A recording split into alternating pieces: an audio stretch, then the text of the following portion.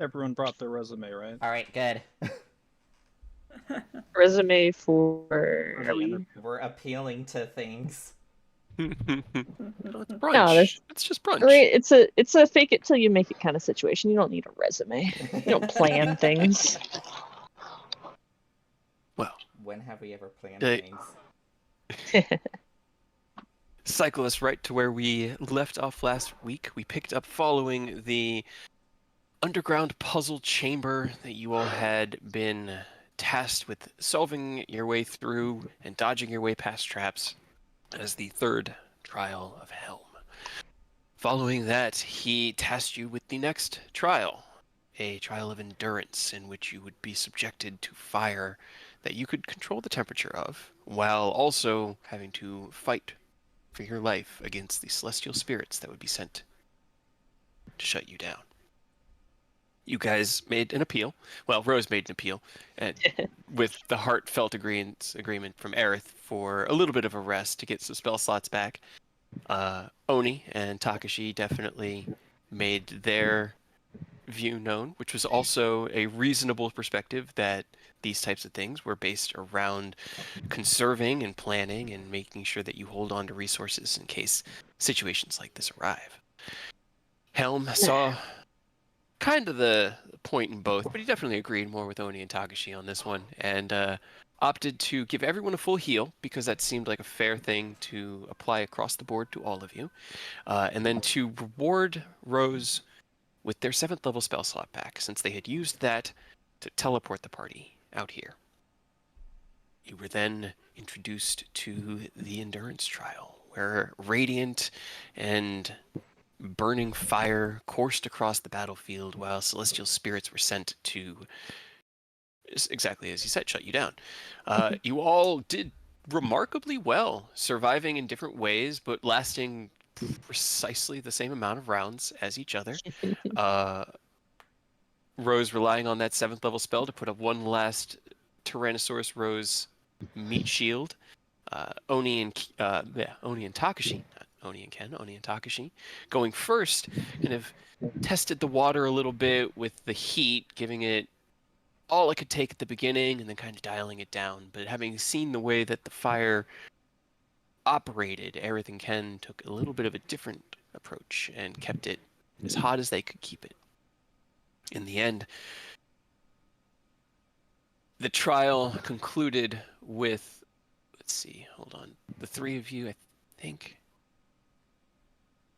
Yeah, the three parties all earned an equivalent amount of points, so you all tied. Exactly tied. So the rankings didn't change, and as we concluded the first day's trials, Helm offered you a night's respite here within the Watchtower of Acheron, and provided you all with a comfortable suite to rest in.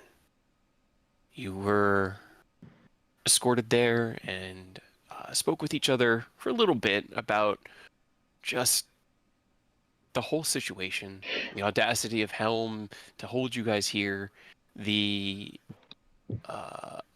possible rewards that may come from completing said trials. And in the end, you found that Rose really just wanted more answers and chose to call out to Helm to have a little bit of an audience.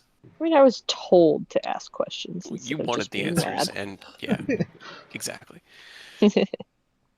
Helm knocked on your door, and a conversation with a god happened. One where he was a little bit more open regarding the state of things and his concerns, as well as giving you a small teaser of what rewards may await you, the knowledge that he can provide regarding the movements of your enemy. In addition, he answered the questions Takashi had regarding Kalia and revealed that he has lost track of him. He cannot see him no matter where he is, which is anathema to his existence since Kalia was once one of his most loyal followers, and he should be able to keep his eye on him. He is the Vigilant, the Watcher. This is what he does, and it's very strange that he can't. You all spoke a little discreetly, mentioning the Epiphany, but opting not to divulge every bit of information you had in that moment, keeping a few things closer to the chest, and concluded your conversations. Aerith retired to spend the rest of his evening reading his dexterity manual, while Rose reached out to Ken for a little bit of help shoring up the soul stone that was containing Hibisia. And as Ken used the last fragments of Fey metal or Fey iron that he carried with him, and his 4th level fabricate spell, which kudos to you for having that, because I was going to require it and thought you might have to wait till tomorrow or the next day, but you held on to it, so managed to create a smaller version of the Auracite, one that was capable of containing the single soul of Abyssia. And that was where we left off. You guys have the rest of the evening until you turn in for your long rest, so it's up to you if you have anything else you want to do this evening. Otherwise, we can head to the long rest and then the next morning. So I leave it up to you all as you sit here within the central chamber of the Celestial Suites on the Watchtower. What would you like to do?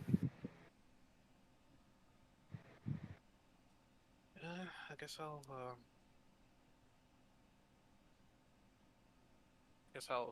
I guess start scribbling it with my notepad book in regards to my next invention and make some progress on that before I doze off. Okay. All right. So as you finish up the fabricate and hand Rose the small Auracite, head over to this kind of nice round table in the center, sitting yourself down on one of the cushions and just setting your book out to sketch and scribe your ideas. What's everyone else doing? Reading. Mm-hmm. Forever. Forever. Here. Just flip of a page. I'm sorry, I know that I wasn't here last time, and I did watch the video in part. But I wanted to just double check, like, how much of that was I present for? Did they just kind of, like, do that on their own? And I can easily presume that Clyde's was off somewhere else. No, you were here. You were just in the Okay. background. That's how we run NPCs when the players aren't there. You're still here. Okay. We just tend to just kind of like background. So while the conversation was happening, I assumed Clyde's was kind of just like listening with great confusion, as the gods are not well known in the Feywild. But it's up to you, however you'd want to go from there. If you have questions on what may have happened, I can try to remember. No, great confusion works very well for me. That's what I feel as well, because I don't know the lore of all of you. Well, fortunately for a Fey, the Divine don't really have any influence in the Feywild itself. There aren't any worshippers of the gods. The faith of the Fey is redirected into the Archfey, and they are the ones who kind of like use that power to embolden themselves and lead the Fey within their own world. So, especially considering that this is a deity, the confusion tracks. In which case, Clyde is just in the back, primarily watching Rose, I guess, because he knows Rose best, but the rest of them as well. I mean, I was gonna say, I assume you had things that you wanted to talk about, and then if you would like to at this point, Rose is just kind of lounged on the couch, and they just picked up a glass of something, and they're just kind of sitting and drinking. After all that. Okay.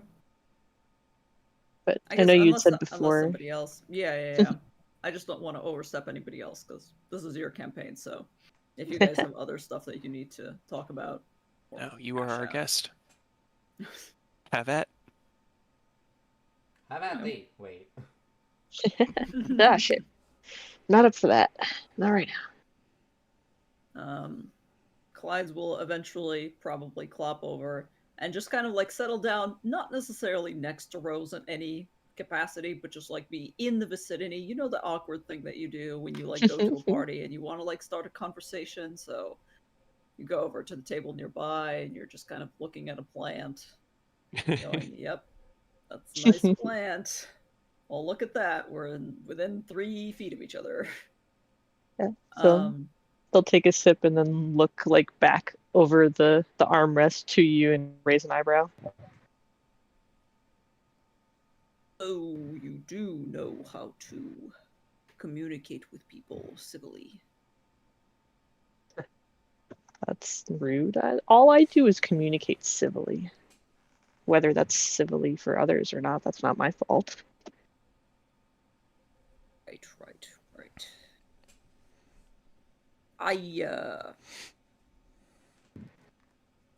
Do you know specifically why I was summoned here as opposed to one of your other allies that you get along better with?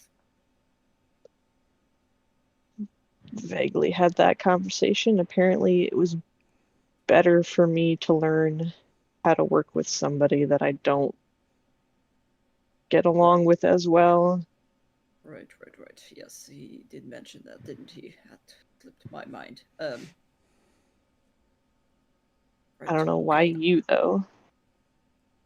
I don't know why me either, but I wanted to, Alright, I'll be the bigger person here, and I'll go first.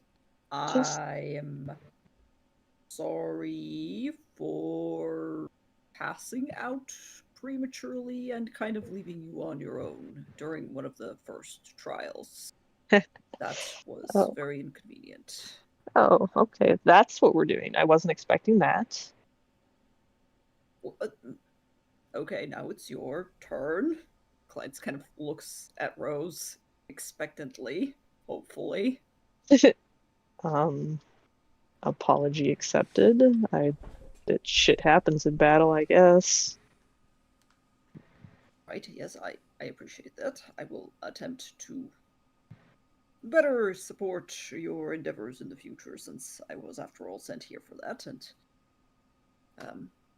well, a job is only worth a job well done. So... Okay. He kind of looks at Rose expectantly again. So... What?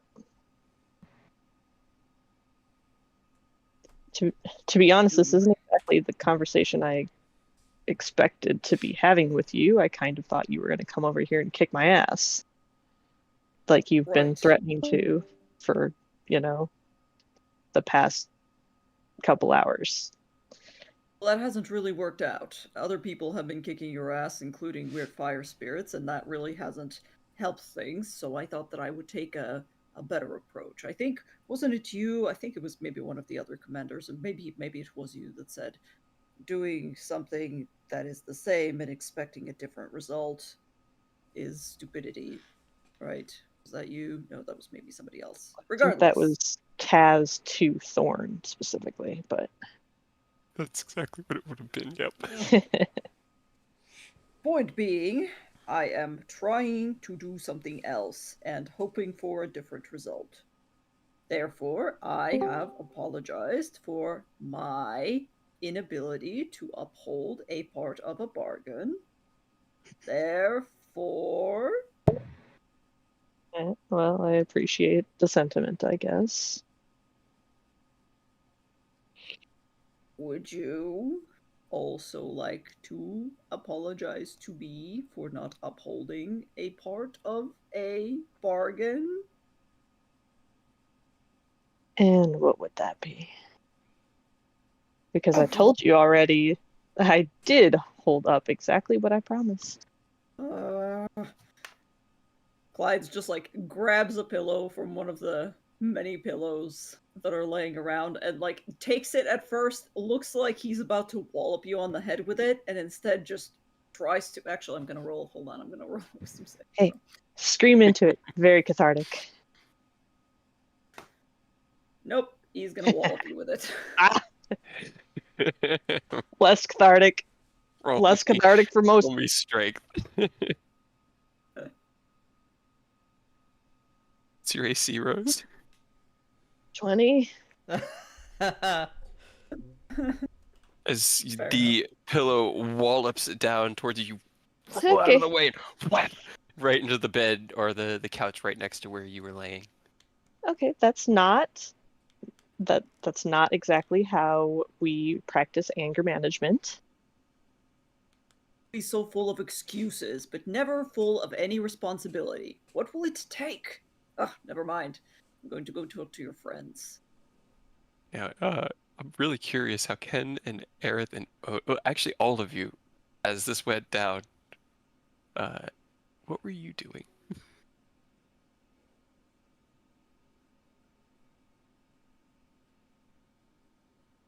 Oni's just kind of hanging out. He didn't have any other plans. He just trying not to be in the way, but laughing a little bit, I guess. Pretty All much. right. Yeah, Okay. you'll probably hear Ken as he's scribbling, like occasionally chuckle. Hell yeah. My drink. I'm presuming that was in character. I hope I at least got your drink, even if I couldn't get you. Yeah, Rose just like looks down at the couch, just filled on. Oh,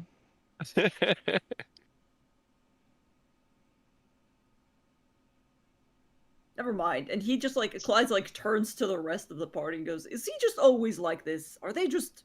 Is this all? Is this the only thing that you? How?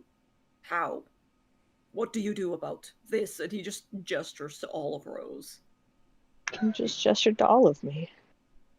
I did, all of you.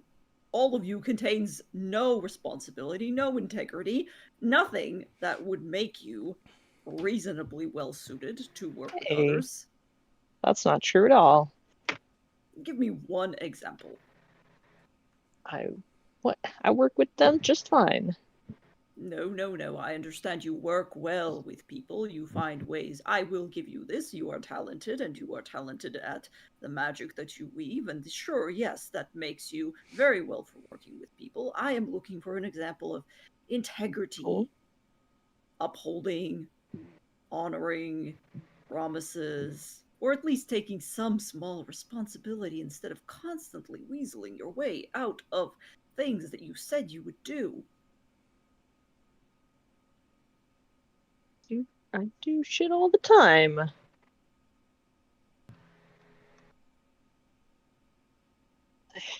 Kill What? you just say, "Sorry, I didn't get your family." That is really all I ever wanted, but you can't even do that.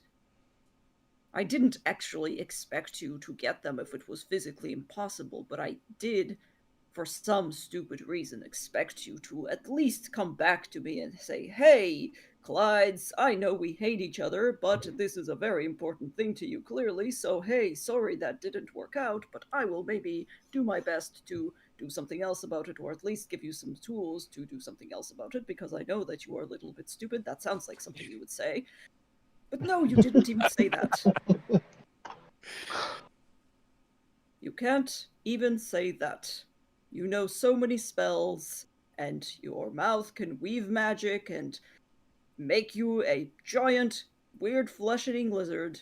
But can you say two simple words? Maybe when you become a better mage, that will be your biggest spell. Hey. Ugh. And Clyde just turns around and, like, kicks the couch that Rose is on and, like, shoves it back a couple of feet and just clops away angrily. Okay. Are you leaving the room?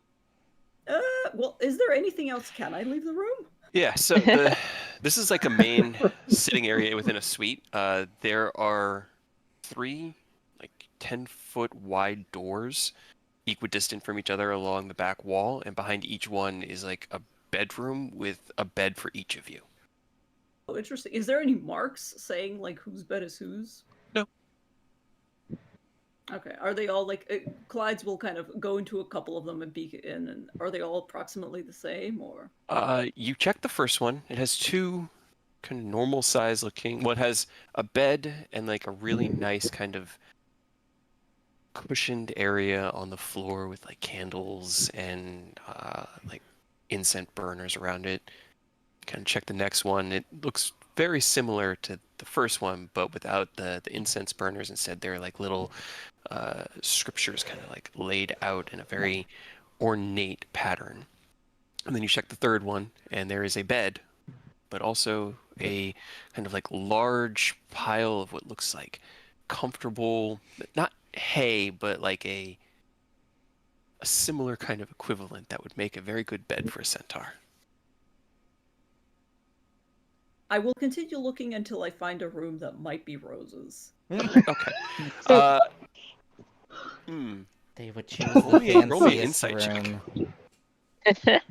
They're all fancy. Well, the grandest one then.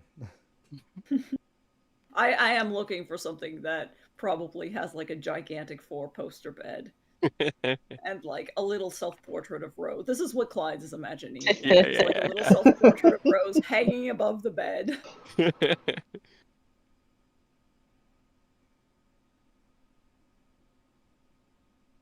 Is there something like that, or are you? Oh, did you give me an insight check?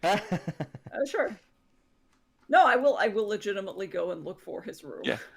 Yeah. So For the as room. you look through, you find these 3 rooms, and each of them has what looks like a human-sized bed and some other strange setup. And you look at the bed in the room that has like the pile of like comfortable looking hay with pillows and like different things that you can kind of just like lay yourself out on and get comfortable. And you look at the bed, and then you look at what you presume to be your bed, and you realize you're Rose's partner. You probably are It sharing puts a in room. the same room. Yep. Oh, I see. Clyde's kind of like checks a couple of the other rooms. He won't go in into any of the other rooms. He's just checking them, and as soon as he reasons that out, just kind of goes, "Fine, long game it is," and goes. As soon as you enter the room, there's a flash of purple magic, and a mage hand slams your door shut. That's rude. Fair game. All right. Clyde's retires to their room. Gonna be an interesting brunch tomorrow. Can already tell. Anybody else got anything? Just reading my book. I mean, do we wanna? Anybody got any good ideas on how to upsell ourselves to these? Other than dress nicely, Random ghost not stories? really. Random ghost stories. I think Ken's the only one who brought his tuxedo with him, so Bold of you to assume that I don't have a fancy outfit. that is true. Aerith probably has like 5 sets of fancy clothing. What? I mean, I have just mine, but I have don't. one. I don't know that. Are we supposed to go full tilt, or are we supposed to just present ourselves how we are? I don't know. I would have kept yours. What do you out. guys think? He said if you want to dress up, you're free to, but he didn't say. He said it wasn't required. I think he also said that if you want, he will provide nicer clothing. I mean, like I said, I have mine. That we went through a lot of effort to get it. Only wouldn't have thrown it away, but I don't know. I feel like if I'm trying to make a good impression on them, I don't want them to think I'm someone I'm not. I wouldn't ordinarily wear it, so I don't think I'm gonna throw on the fancy duds. I mean, it depends. You want to impress some people, you go as yourself. You want to impress others, you look nice, and either way, you kind of lose out on the other side. I will say, is there like a bathhouse section of this area? It's a god's room. If you want it, there will be. I demand showers with plumbing. Within the suites, there would definitely be at least a. It's like one of those nice hotel bathrooms in Vegas where you go in, they've got like that big walk-in shower that could fit like 3 people, and then there's a tub and like a triple wide sink. Actually, it'd be a double wide sink because everything's about pairs in here. Oh, actually, think yeah. that's probably Showers it. does sound Just- pretty great. Yeah, after everything we've been through, probably Actually, yeah, I would guess. be worth it to shower, freshen up. We got exploded by fire, hit with a bunch of like ethereal weapons, Yeah, snowboarding, traps. Tumble down a mountain. You know, the usual. Ken got pulled into ghost puddle land. I bet that water smelled awful.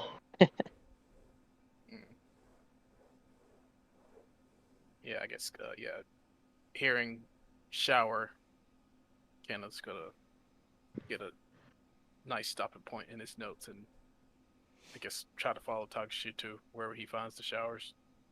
Obviously, find his own shower. That's what I was just about to say. It is a single No, bathroom. it's okay. He said it was big enough to fit 3 people. Hop on Maybe a in bitchin' there. about it. Or It's just big shower enough. together.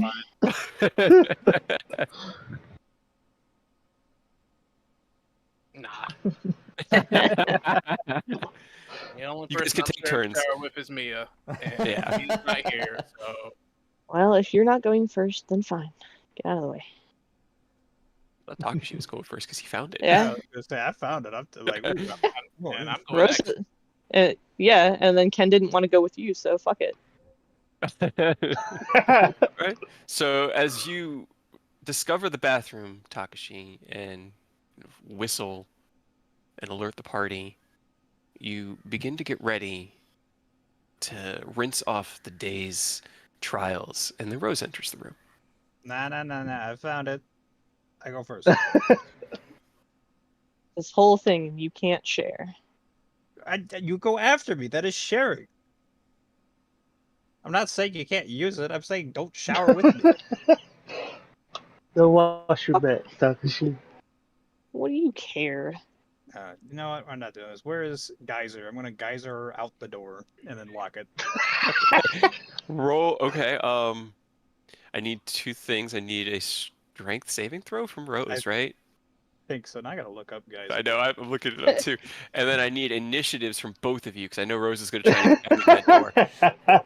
That's only if she doesn't listen. Like if she like pushes it. I'm not gonna just immediately like nope, Geyser. Be like, Okay. all right, come on, Rose. Just it's a shower. You could wait 5-10 minutes. You're a dick. Don't use all the hot water. I won't. Probably would have saved this DC. It's only a DC 13. Well, you say that. You say that. It's a strength save. So do you leave the restroom for Takashi? Fine. As he reaches for his gourd at his waist, both hands up, shaking your head. Out the door. You hear the door close behind you and the click of a lock. Shower is quite enjoyable. The word might actually be heavenly, as the heat is a perfect temperature to kind of cook your skin at just that right, almost sweat-inducing temperature, and the pressure just washes every bit of the grime and muck away as you step in and just let the water run over you. Given that the hot water will never run out, how long do you stay in the shower, Takashi? Still only 5 minutes. Okay. Damn, that's a fast shower. Yeah. Right? 5-10 minutes. 5-10 minutes. Like just getting cleaned up so I can go to bed. 5 minutes pass. and the I door- respect it. I respect it. I can't. If I get in the shower, I gotta enjoy the heat, the warmth, and I'm thinking about absolutely dumb shit. not. Also, I just told. Another reasoning is I just told Rose 5-10 minutes, and if I know it's over 5-10 minutes, she's gonna barge through the door. knock. You can't stop me, yeah. So About 5 to 10 minutes later, the door opens with a burst of steam, and Takashi walks out, kind of scruffing his hair with a towel. It's much more managed given the blow drying from earlier. That was the other thing that you missed, Clydes, is that your fur is now kind of all poofed out, almost like a sheep. When you went into the fire trial, Takashi was offering to geyser anybody that wanted to cover That's them right. in water. Yes, I did see that part. Yep. And when you hit that first fire, you went. So you're kind of foofy at the moment. So I got immediately washed and then air dried and then immediately Yes. covered in presumably fire ash. Hit by radiant flames sounds about until you right. went unconscious. Is there It's like like, showers in every room, or is there one shower? Just one shower. Just one shower. Okay. All right, Rose, your turn.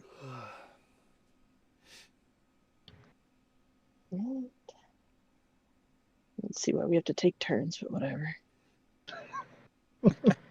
Easier to clean each other's backs.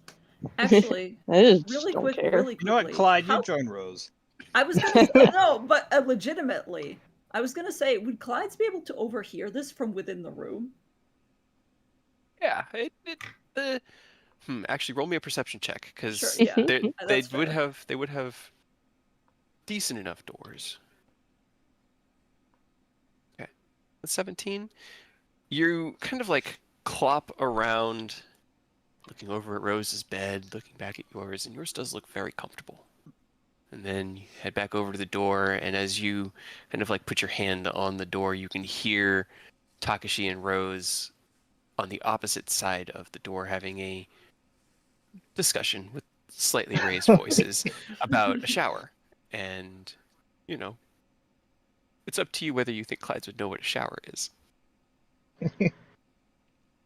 Oh, Rose wants to be saved. Takashi doesn't want to have a shower buddy. No, fair enough. And then while it's waiting, I think probably 5 minutes is enough time for Clyde's to formulate some semblance of a very simple plan. So Hell yeah. presumably, as soon as Rose goes into the shower, I don't know if they're gonna lock it or not, but Clyde's is going to attempt to. God, this is so stupid. He's a centaur. Sneak over towards the shower and catch the door before it closes and locks. Okay. It wouldn't be locked, but go for it, I guess. So as you hear Takashi call for Rose, Rose crosses the room and into the shower. Do you even close the door behind you? I mean, they'll close it just so that it doesn't lose the steam. But you said there was a tub too, right? Yeah, so there's like a large, probably like 10-foot long, 4-foot wide tub with a big golden faucet. And it actually So they would- has... Yeah. Oh, no, sorry, keep going.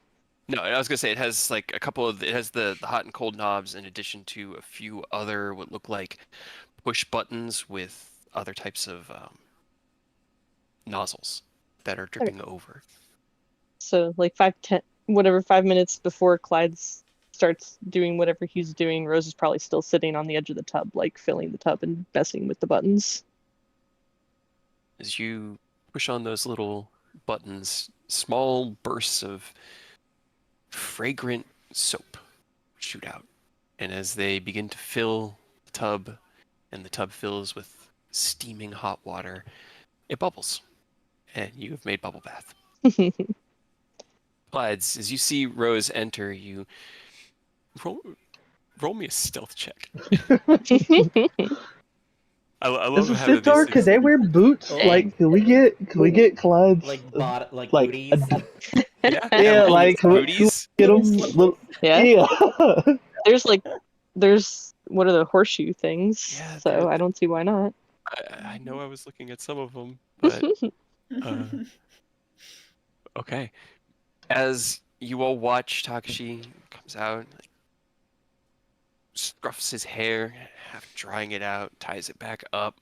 Rose heads in, and as Rose begins to close the door behind you, see the door to their suite, their like bedroom open, and Clyde's clops out, taking very sure steps across the room, and then right before the door closes, there's this little like leaping like clacking sound, and you get like the fin of your hand in against the door and catch it right before it closes.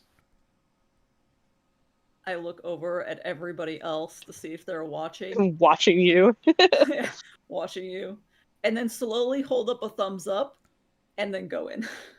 Okay. You enter into the bathroom to see Rose sitting at the edge of a large, luxurious tub filling with bubble bath. They've got like one hand traipsing through the water. Go in and shut the door behind me. And how large is this bathroom? Large enough 20 for foot? a horse. To a side? Yeah, it's 20 foot Large to a enough side. for a horse. I'm wondering if it is hopefully small enough that it would be slightly cramped with me in there. And as soon as I know that me and Rose are in there, and I kind of close the door with one of my back hooves, he will immediately shake like a dog, essentially trying to get as much of the ash and grime off of himself Here. as a grand entrance. Here we go. So this right here is my real quick drawing of the bathroom. Okay. This square that I drew by accident is going to serve a purpose as the door. So it's down here. Rose is kind of Repurposing, I sitting love it. here, just kind of like on the edge of the tub, their hand tracing in the water, and you step in here. It is definitely imposing. This is like a wide open like tiled area that has a drain down the middle, and you can see the shower heads. There's 2 shower heads from each corner side that spray into here, and it's dripping wet. Like obviously someone was just in there, and then this is the tub. I assume there's not a Shake whole off. lot of area to, especially with that, for you to be sneaky. So Rose kind of just turns over one shoulder and again just kind of raises an eyebrow. Hi. Sharing. Mm. Ugh. It's Go what for Clyde it. says. And I don't know. He's like looking at you, hopefully, trying to ascertain if his shaking the grime off has gotten you any dirtier.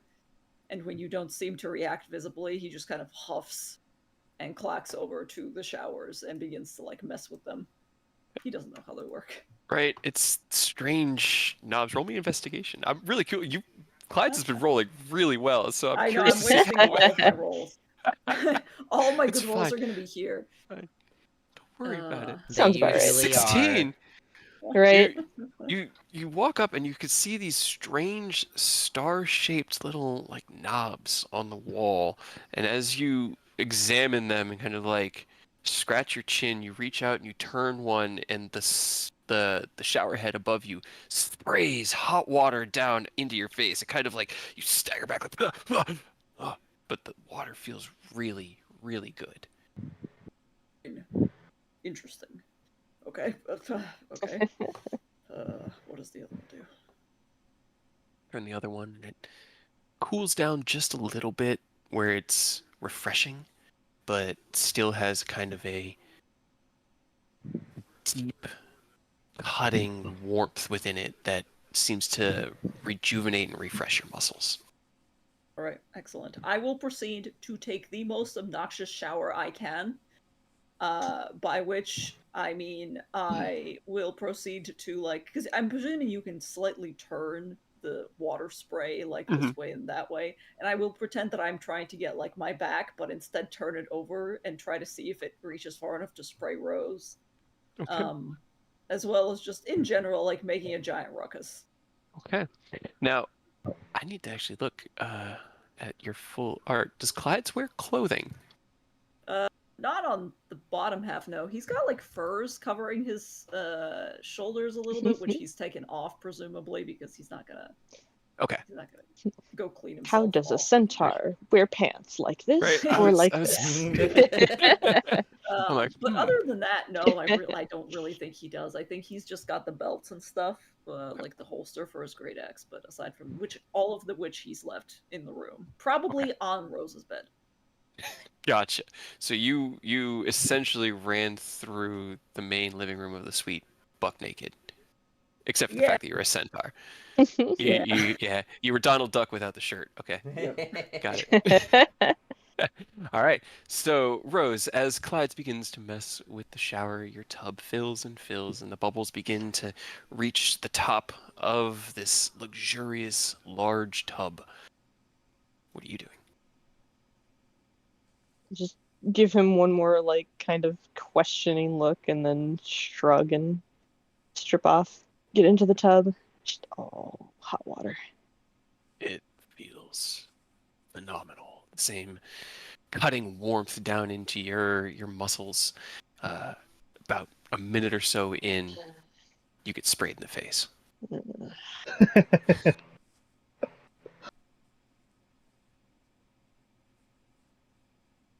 Whoops, sorry, my bad. I'm sure. After a couple of minutes of this, he glances over and tries to measure out the tub. Is it possible that I also fit in the tub? Yes, theoretically, because the tub was pretty much designed for you to be able to. That's why it's 10 feet long. It's designed so that you or Ken could lay in it if you wanted to. In which case, he will turn off the shower and go towards the tub. Okay, are you trying to displace Rose, or are you Yes, trying absolutely. to? Yes, A strength check. Let me make this absolutely clear. He is making this experience is entirely just to piss off Rose. This is just pettiness on the highest level. He will try to get into the tub. Basically, every once in a while, pointedly saying, "Oops, sorry, didn't mean to do that. Oh well, nothing can be done." As just all right. You look. You cannot out petty me. Are we bathing together? Fine. Fine. What is this? Do you want to fuck? Or is this a come on? You Like are what are very you? decidedly not my type.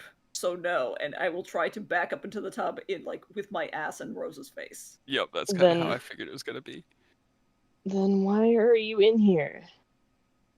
Because I hate you. Move. I hate you. Roll me contested athletics checks, or if you just want to try to dodge it, Rose, you could use acrobatics. But he definitely tried to push you into a corner of the tub. With his ass. Okay. As he turns towards you and the tail flicks, you know what's coming. And you kind of like scramble back towards the side of the tub. You stay in the water as much as you can because you don't want to, you're not getting out of this water. I know you.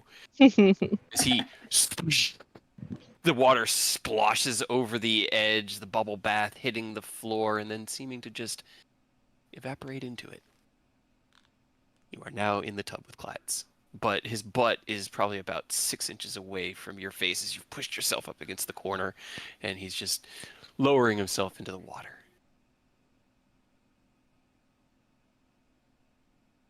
Very relaxing. Thanks. It certainly is. We're sharing a thing that you said that you wouldn't mind doing.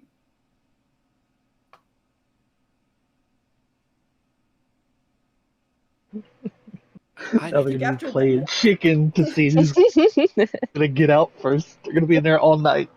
I mean, essentially, Probably. I think this is just like a pity off between the two of them. But you can go to somebody else. I'm pretty sure they're just going to be being like 13-year-old children. I mean, they're about to drop a spell on you, so sure. Okay, cool. I was Go ahead. I'm glad I took a shower before you guys get there. Wait, oh my god, God. no. Roll me a d4. Oh god, there's mischief. I love this spell. Okay, can you Oh, you're both giving me flowers. make me... And then they As- spray you in the face. Oops, sorry. My bad. Oh, so you are capable of saying sorry. Gotcha. Wow, I really couldn't believe it. Oh, dost my ears deceive me? Hold on. Roll a You- save or be Dexterity. blinded. Yeah.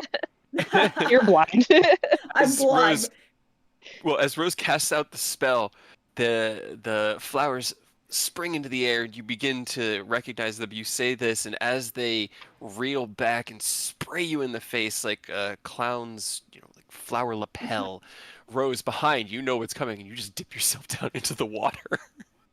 So as you shout this out, Clyde, you turn over your shoulder, and Rose's hair is just sort of like, the last thing you heard from them is like, "I'm sorry, my bad," and they're just floating.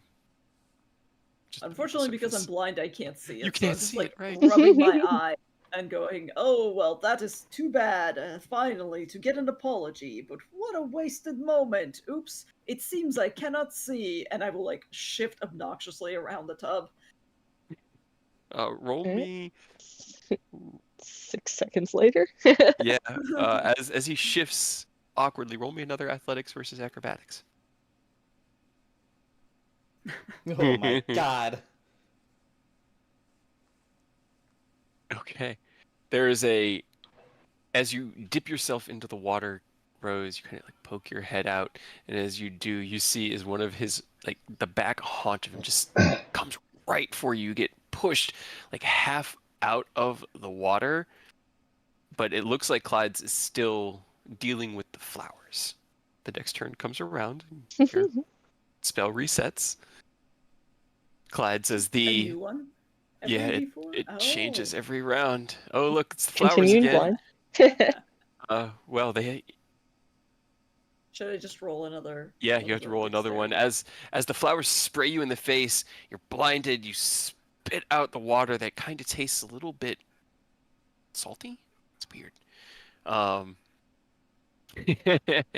you push your body back, and you can feel Rose get shoved a little bit out of the tub. And as the flowers dissipate in like this magical poof, you shake your head, and your vision comes back right as they spring into existence again. This time, you close your eyes and duck out of the way, and the water sprays you in the face, but you catch it like on your shoulder in the back of your head as you look back at Rose as they're half out of the tub, covered in bubble bath and a mischievous smile. It's a good thing that first one was the one, because you were definitely blinded, so you wouldn't have had advantage. That's true. That's true. Oh, that's true. Because Yeah. you can't see it coming. Yeah. Oh, yeah, that's true. But that 21 got it regardless. Yep. He will just like Get shove 'em. Rose into the bathtub and be like, "Comfy. Thanks for the flowers, but if you're trying to seduce me, like I said, you are not my type. I like considerate people who apologize for their mistakes." Just like with tried every to- word, trying to shove Rose out of the bathtub. Contested athletics checks You or don't are have you- to sleep with people you like or are even attracted to sometimes. There's also hate, sex. Fuck you. I think that's part of your problem. Maybe you should stop having hate sex with fuck. And I slip. Yep. There's a. You guys have been hearing this as their voices grow louder and louder. The water running at the beginning, and then the water stopped about 2 minutes in, and then you hear splashing and sloshing and raised voices, and then you finally hear a swoop as Clyde slips and falls awkwardly into the tub. Rose, can you give me an acrobatics? I want to see if you now want to. I mean, Oh, okay. Oh. even if I did, it would at least meet it. It would still But- be, yeah. As he attempts to like turn around to grab you, his large horse-like lower body kind of locking him into this back-facing you position. He tries to lunge out at you with his arms to grab you, and you like leap just a little bit further out, but you're keeping your feet in the tub because you refuse to leave this tub. He's swinging his arms at you, and his body twists, and you hear that heavy thud as he slams, but you are now facing towards Rose, Clyde says. You have at least turned around. He's getting kind of tired. So he's just like breathing heavily and goes, "So, anything you'd like to say at this point? Anything at all? Are you done? No, are you?" No. Great. Fine. All right then. And Clyde will just like cross his hands over his chest and just like settle down into the tub. Roll me another d4. Nope. You guys make the show. I'm just oh boy. Oh god, what's number one? Perfect. Both make me wisdom saving throws. Oh no. Oh no. Oh no. Wait, I have advantage. I'm a fake creature, right? You are. Yep. Okay. 18 is still really good, but not. You needed a Oh, is 19 it to not beat enough? Rose. No, you needed a 19 on the die to beat Rose with a +2. As they smirk at you, the I don't know how I get charmed by my own self, but we'll see, I guess. I mean, nothing really changes, Rose. You're always charmed by Yeah. yourself. Just Pretty gonna much. say. You smell the fresh smell of apple pie as it fills the air in here, and you look at Rose, and it's kind of like that, like cartoon anime sparkle of golden light around them, and the wow. They're just there's something about them that's just so charming. Wow, lovely. Get out. Yeah, sure. All right. Yeah. Yeah, I suppose that makes sense. I'm just gonna begin to struggle quietly out of the tub. You plop out of the tub, settling down outside it. A moment passes. What do you do as you find yourself now out of the tub following Rose's suggestion? Like hands on hips, like, yeah, that was probably a good idea. That was uncomfortable. I don't know why I did that. All But the water eventually is it wears gone. off, right? Mm-hmm. Yeah. It only lasts 6 seconds. Yeah, and eventually kind of like begins to considering getting back into the rain space, the hot rain space, but I think by that time the charm probably wears off. Roll me another roll me another wisdom save at advantage. Both of you technically have advantage. I think so.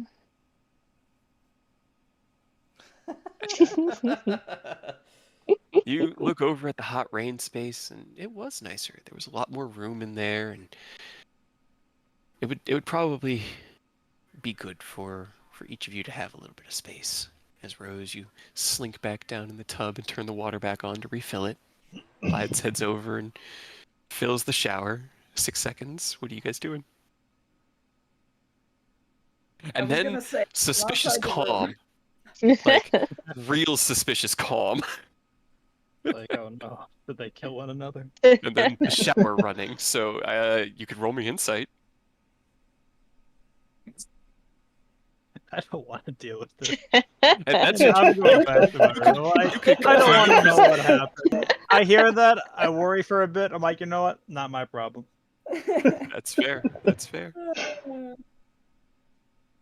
6 Like seconds. not my circus, not my monkey, not my Yep. not my centaur, not my Changeling. Changeling, yeah. Roll me the d4. The roses come back and Clyde suddenly snaps his face around and goes, "Wait a minute." Dex save with advantage because you have danger sense. You're not blind this time. The flowers spring into the air. The smell of apple pie leaves. You realize what has happened and turn yourself towards Rose. Block your eyes. You're not blinded. Is Rose, though? Because Nathir's mischief takes up this whole room. It does. It's a 10-foot by 10-foot or a 20-foot square. Okay. You look over to see Rose just like the top of their head above the water looking at you. And I clop back over towards the tub. Athletics versus acrobatics. Hey, they're both doing what they're good at. I gotta give it to them. I just don't know how long they want to keep this up for. Turns out this is the final trial. You are Survival handily displaced again back into your little corner of the tub, Rose. Can I attempt to bonk them on the head lightly in order to try to make them roll for Constitution saving Roll throw to me drop? a strength check. Because, like, I've battled with them. I know how this works. You I know how to this drop. works. Yeah, you gotta do damage. That hits Rose's AC. What your strength is 7? Yep. All right, Rose, you take 8 points of damage. Roll me a concentration check as Clyde's pushes you back to your side and then gives you a heavy knock right on the head. You kind of feel the spell shift a little bit in your mind, but you hold it no problem. Stop it. No more flowers. No more of the spring. No more of the apple-scented...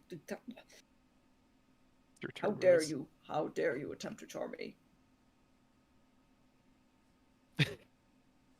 You're not casting anything new. You're just letting this thing keep resetting. I don't know They're if thinking Rose about it. has That any more spells left. I mean, that actually hurt. So Yeah, right.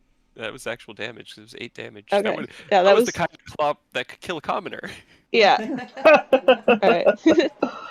Rose from their cramped position just sits up a little. Just you have one more time. Get out. Thought we were sharing. The air around you that had been filled with the flowers kind of bulge into these black globules that then explode, and the entire bathroom is covered in molasses. I will get out if you admit that you were not capable of making good on the promise and apologize. Get out. That does not sound like an apology to me. Give me a wisdom saving throw, Clydes.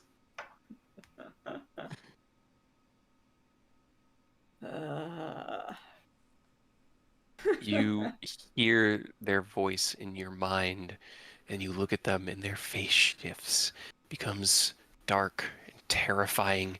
You clop against the edge of the tub and like pull yourself backwards out of it, and not taking your eyes off of them, and then turn and run into the wall, your hands up against the wall, trying to figure out what to do. You are frightened of Rose this turn. Anything you want to do? I don't think it's frightened. You have to use all your movement to Oh, that's right. That's right. go It's just away from me. Yeah, Oh, I that's see, I right. see. So, oh, and you take 9 points of psychic damage. Yes. Okay, Right. fair game, yeah. But it is now your turn again. Yeah. You've- No, Yeah, you have to use your reaction to move as far as your speed will allow away from me. I guess am that I would be able in the to corner move with the shower. towards the door, or yeah, like okay, I No, figured. because yeah, you had to move away from them. So Gotcha. So he just like backs up. He's still scowling and considering raging for a moment there, and just kind of like hugging the wall and glaring at Rose, and goes, "Why are you like this? God, weird. Please make yourself look better. I thought you were vain. Terrifying. What is that?"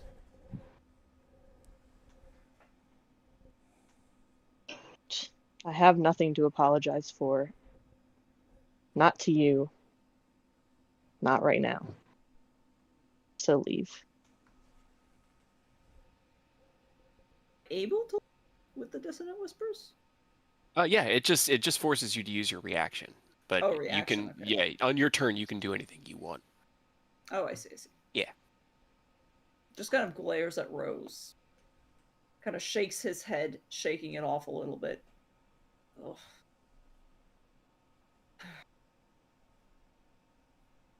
Perhaps it's good the Feywild won't have you back. Good riddance. Just kind of walks out. Damn. You guys, having been hearing this for the last 15 or so minutes, look over at the door as it swings open. Clyde's stomps out, slams it shut behind him. Need the battle map, Yep. so. Yep, this all tracks. He'll just go back to the room where he originally was, look over where his stuff is on Rose's bed, grab it from Rose's bed, like put it back on the hay that was prepared, and just kind of like lay down to sulk. Okay. So Clyde stomps through the main foyer and into their room, closing the door behind him. Rose, you return to your bath. How long of a bath do you take? How long has it been? 20 minutes? Actually, At probably be least. closer to like 10 or so. Yeah. At least another half an hour to 45 minutes. Okay, that's fair. What are the rest of you doing? Takashi, you said you were going back to your room, right? Yeah. Okay. So as you check the other two, you find one that has a bed, and then, like I said, it's like a circle laid out on the ground with candles and incense and like it's like a meditation circle. And then another one that has a very similar setup with candles, but instead of the incense, it has like divine scriptures kind of laid out in a ornate pattern on the floor. Which one do you presume is yours? I mean, I feel like Oni could go either way with the incense or the scriptures. Oni, which room do you want?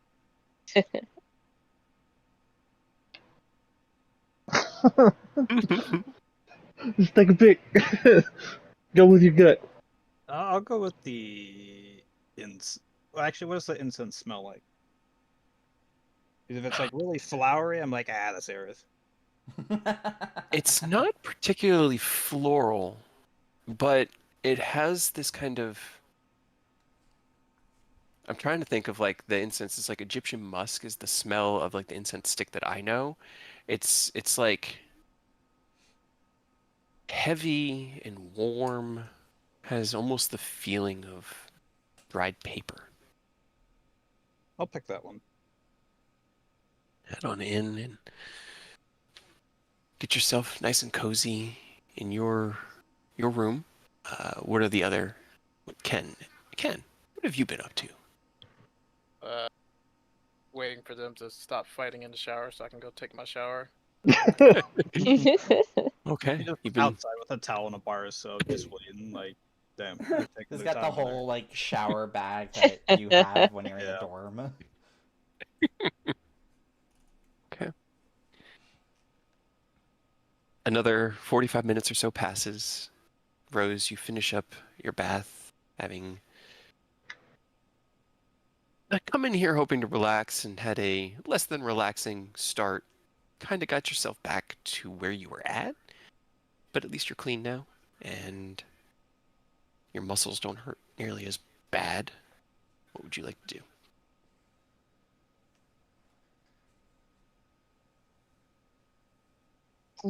Well, open the door, like with a towel, toweling off their hair, and look around. Let's see, Aerith reading. Ken is working at a table with his notebook out, and as you open the door, his head turns towards you, and it looks like he's getting his stuff together. And I think Oni's just been like lounging and taking in the vibes of the suite.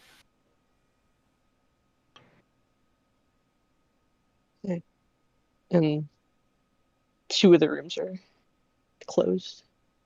All the doors are closed right now. Oh, okay. Um, Yeah, okay. yeah. But they'll just sigh and then head back over to the couch again and put their feet back up. All right. Rose lounges. Ken gets his shower. Does anybody interfere with Ken's shower, or is that just a nice little? No. All right. We wouldn't do that to Ken. To Rose, maybe. Ken, nah. Ken's our homie. Exactly. Damn, dude. Savage.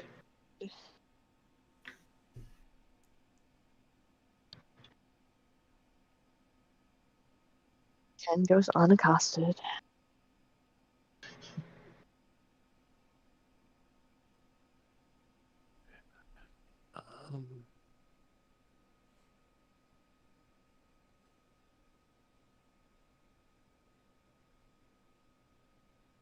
Sorry, give me just 1 second.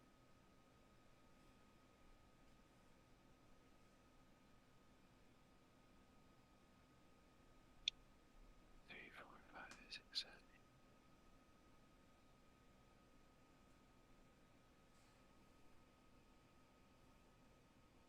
As you pick up your gear and equipment, kind of putting away your notebook, Ken, and tucking everything away, Rose walks by you, drying off their hair, and flops down on the couch. You take your self and all of your belongings into the bathroom and like in one motion. The armor is off. The kiddos are just lounging around. Sorry, the room. You begin. Which one do you use? The shower or the tub? Which one are you going for? It remarkably smells fresh and clean in here. Everything looks a little damp, but it doesn't look like a battle just went down here about an hour ago. Yeah, I'll take a shower. Head over to the shower, and having interacted with something like this before within Acheron City in Koro's apartment, you turn the knobs and the hot water sprays down, catches you on your face, your hair slicks back, your horns kind of catch it, and it drips down. It's so relaxing. More than any other shower you've ever had. And as you kind of feel that relaxation fill your body, your mind is filled with a voice.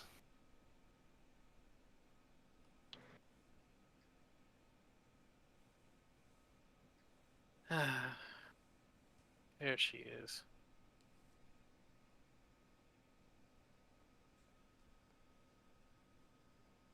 Oh. Click the box first.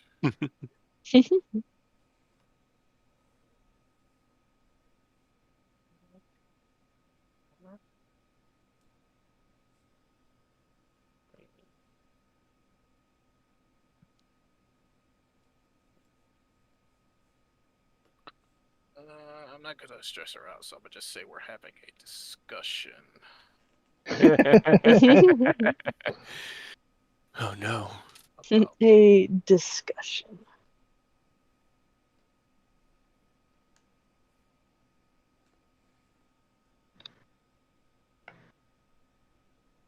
I'm sure it's fine. It's all good. Sure.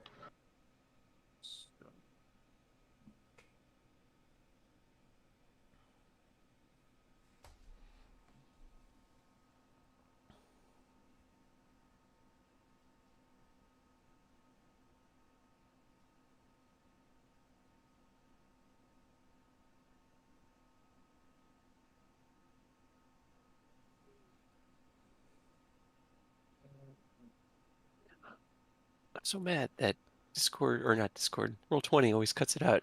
She always ends her messages to you with the little, like, less than 3 heart symbol. Like, it is very important, but for some reason, Discord, or not Discord, Roll20 never sends that part of it. Roll20 does not recognize emojis, apparently. You reply to her. As the water washes away the day's trials. How long are you in there? How long do you take? Because, like I said, there is an endless amount of hot water. 20 minutes. 20 minutes. That's a respectable shower. All right. As you finish up, does anybody else got anything they want to take care of tonight? Just showering up, cleaning up, get ready. Yep. All right. Is there anywhere else you can go that... Is there like a door out of the suite, I guess? There's the front door that you came in. Yeah. So after they get all dried off and sit for a little bit, and then Rose will go to the front door. As Ken is in his shower, Rose heads to the front door. You turn the knob and pull. The door opens. As you step out, one of the Celestials, God, what are they called? Not the Solar. Planetars, thank you. Is standing there. One of the ones that Takashi and Oni had fought. And he looks over and down at you and nods. Is there anything that you desire? Hey, you want to go for a walk? Show me the sights. Roll me a persuasion check.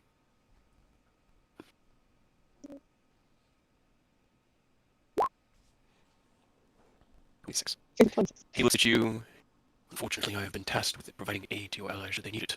If I'm not here, I will not be able to help them. But I can summon a Deva to escort you and show you around the watchtower. There were 4 of you. Can't there be Yeah, a so busy. guard shift? Busy doing Yes. what? More important things. Seems like you guys live in what is this, essentially heaven-ish? Would you like for me to summon an escort for you, or do you wish to wander yourself? Whatever, I'm going. As you walk away, he just shifts and stands up straight again. Doesn't seem at all perturbed that you're just walking away. Roll me a survival check.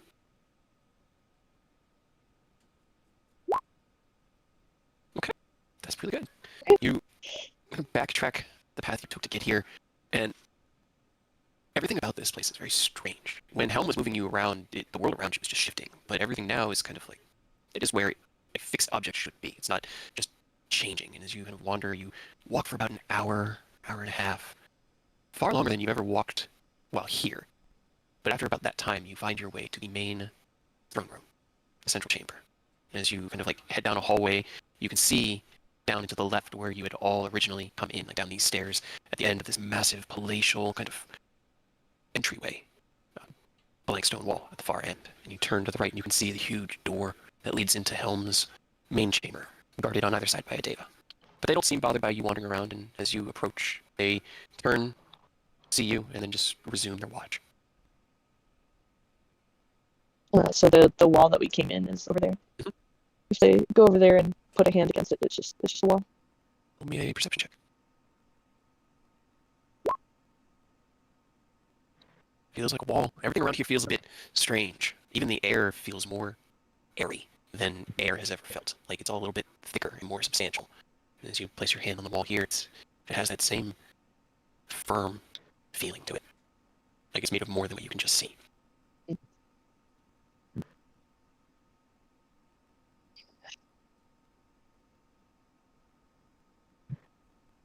So I'll turn back around and go back up. Just, are there windows in this place? In the main entryway that you're in right now, no, but the hallway that you had been walking down did have like the large vista windows down one side where you could see out from the palace that you're in. What exactly is out there? Stretching out kind of below and before you, you see what looks like a massive fortress that is made of stone and metal with cloth banners that wave in the air. You kind of like look to the left and right out the windows as far as you can, and it goes just to the edges of your vision. Out before you is a stone and grass landscape that rolls with these deep hills that just stretch out to the horizon. And as you look up, you can see the moon, so familiar that you've seen your whole life. And just to the left of it, a tiny little dot, no bigger than a grain of sugar from this distance.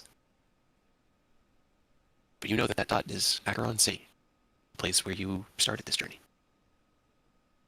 Beyond that, it's just stars and space, celestial and cosmic colors and nebula that just fills every part of your vision. Yeah, it's not disconcerting at all.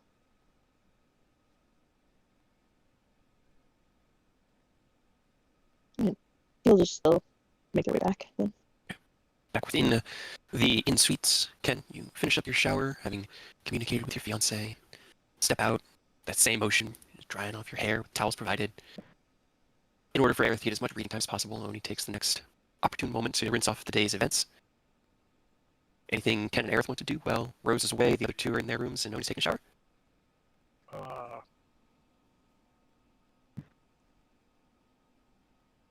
We did training this morning, did we?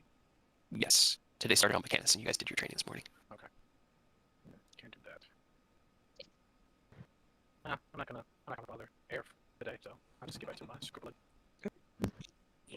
Set out your tools again and begin to write out the ideas and thoughts that came to your mind the moment you stopped thinking of things. The answers to some of the problems just clicked into place. You scribble them down as quickly as you can. How long does Oni spend in the shower? Probably like 20, 30 minutes. Yeah, respectable. All right. As you wrap up your relaxing end of the day, heading out into the suite rooms, Aerith, you can knock off, I think I said 8 hours last time, right? I think so. Yeah. So it'd be 8 hours of progress on your book as you head in to take your shower, wrapping up the group. And miraculously, for 6 adults and a total of 3 hours of showering today, there's still searing hot, well, not searing hot, near searing hot water, that perfect temperature where it's just enough to like make you go like, oh, if it were just a little bit hotter, this would suck, but it doesn't. This is awesome. As you finish up your shower, anything for Oni and Ken while Aerith is in the commode? Yeah, nothing. All right. Aerith, you finish up your rest, heading out to dry your hair, and as you step into the suite room, you look over to see the main door open. Rose, as you return, the Planetar is still on guard. Really isn't the right word because it's not like he's keeping you there. He's more just like at attention, just there in case you. Yeah, he's attending you. But as you approach, he just looks over at you, gives a nod, and resumes his watch. We had a fun time. I had a quite enjoyable time. How was your walk? In some ways enlightening, in some ways not. All good walks are. Enjoy your evening. Sure. Open the door. Aerith, as you head out of the bathroom, you look over to see the door opening, and Rose heading in. The four of you are together again. Any last business before everyone turns in for their long rest? Not from you. Nope. As long as Rose, you didn't see anything dangerous out there on your walk. Just the vastness of space and the inability to get out. Usual. Rose loves being trapped, guys. It's like their number one thing. Yeah, absolutely. All right. As you wrap up the day's events, eventually heading to your own bedrooms, the elves finding a nice meditation circle in order to trance within, you find this trance far easier to enter and far more controllable and vivid than normally experienced within material or on the Feywild. And everybody gets a long rest. No one is accosted. No one is bothered. Rose did sleep on the couch. Ah, I was just about to ask where Rose was. Okay. Yeah. All right. So, as your long rests wrap up, Oni and Aerith, you are the first being elves of the party. Anything you want to do? Oh, Aerith, knock off 5 HP because 8 wore off. Because, Aid. I don't know. Just back to your regular. Yeah, I don't think I think 124 is your regular. I think 124 is my regular. Yeah, that looks right. How much did I roll for 1d4? 5? Yeah. That's my Yep. stealth train. Last thing roll. Everybody's stuff recharges. Don't have any stuff to recharge. I know. The Wanderers have spent 4 years of playing this game, collecting powerful crap. Lots of garbage. Really good Lots, garbage. lots of useful garbage, I was about to say. Well, I will say, For the 4 hours, I would probably just continue reading the book as many hours as I can. okay, knock 4 more out. What about you, Oni? I'm gonna spend 4 hours stopping it now. Imagine you. Reading the book backwards to him. I'll just wait since he's reading. I'll wait till Ken's up or Takashi to help with my morning training. And as you meditate on the events and the place you're at, next door, Aerith, you... Oh, God. You just said what you were doing. You read your book, God. My brain. He didn't do his training. What was he doing? Oh, no. You take out the Dex manual and begin to flip through, picking up where you left off. 4 hours pass. Ken, Takashi, Glides, Rose, you all wake up having concluded your long rest. When you wake up, Glides, Rose is not in the room. He probably knew that. I think he probably woke up in the middle of the night, like, walked out of the room to see where Rose was and seeing them on the couch, just sighed and walked back in. Okay. The awkward silence kind of morning. So as you all gather here within the living room of the suite, rousing Rose from their rest as they chose to sleep within the common area. That's just what happens when you sleep in the common areas.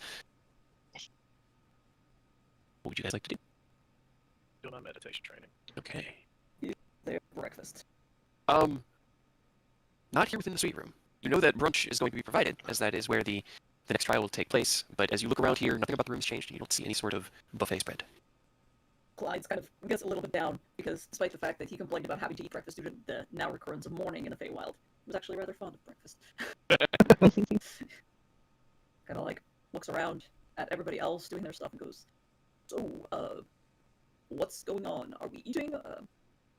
Like, right before, and crisscross applesauce. He'll look up. He's like, I think they're doing the breakfast lunch thing in a bit. So after we take care of our morning routines, I guess they'll send someone for us.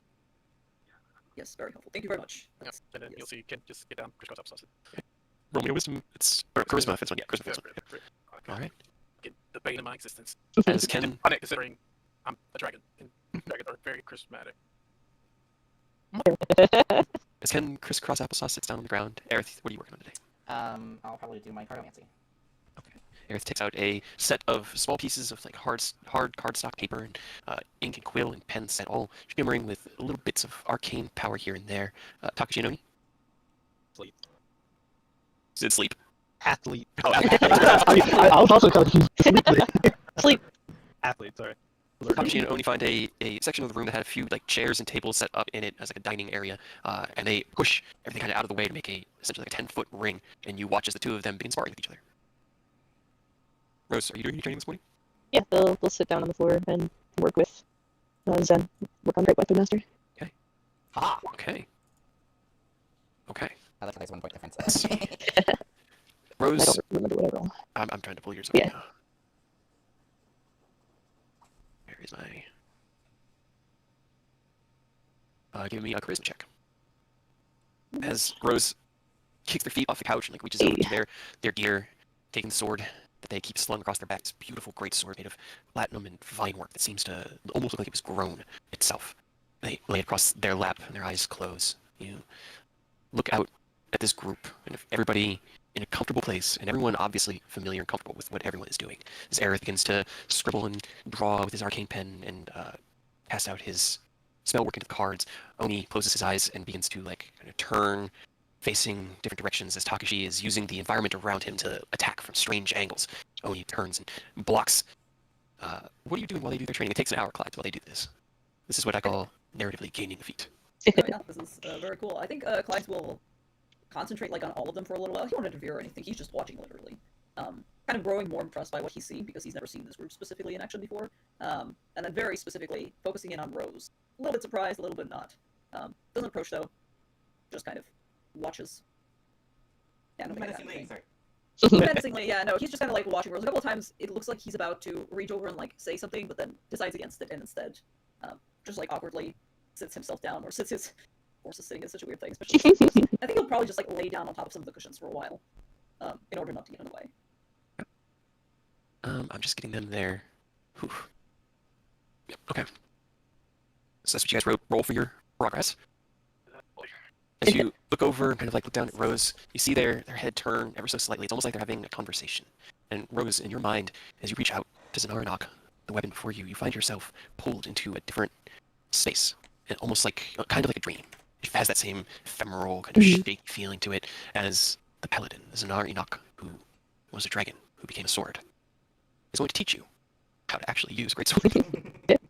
So You watch in the mild awe of the dedication this group shows, and as your eyes look over at Ken, as that hour kind of ticks in, you see as Takashi and Oni are kind of like each a bit wounded. Oni has a few new bruises, but nothing that would even take a hit point.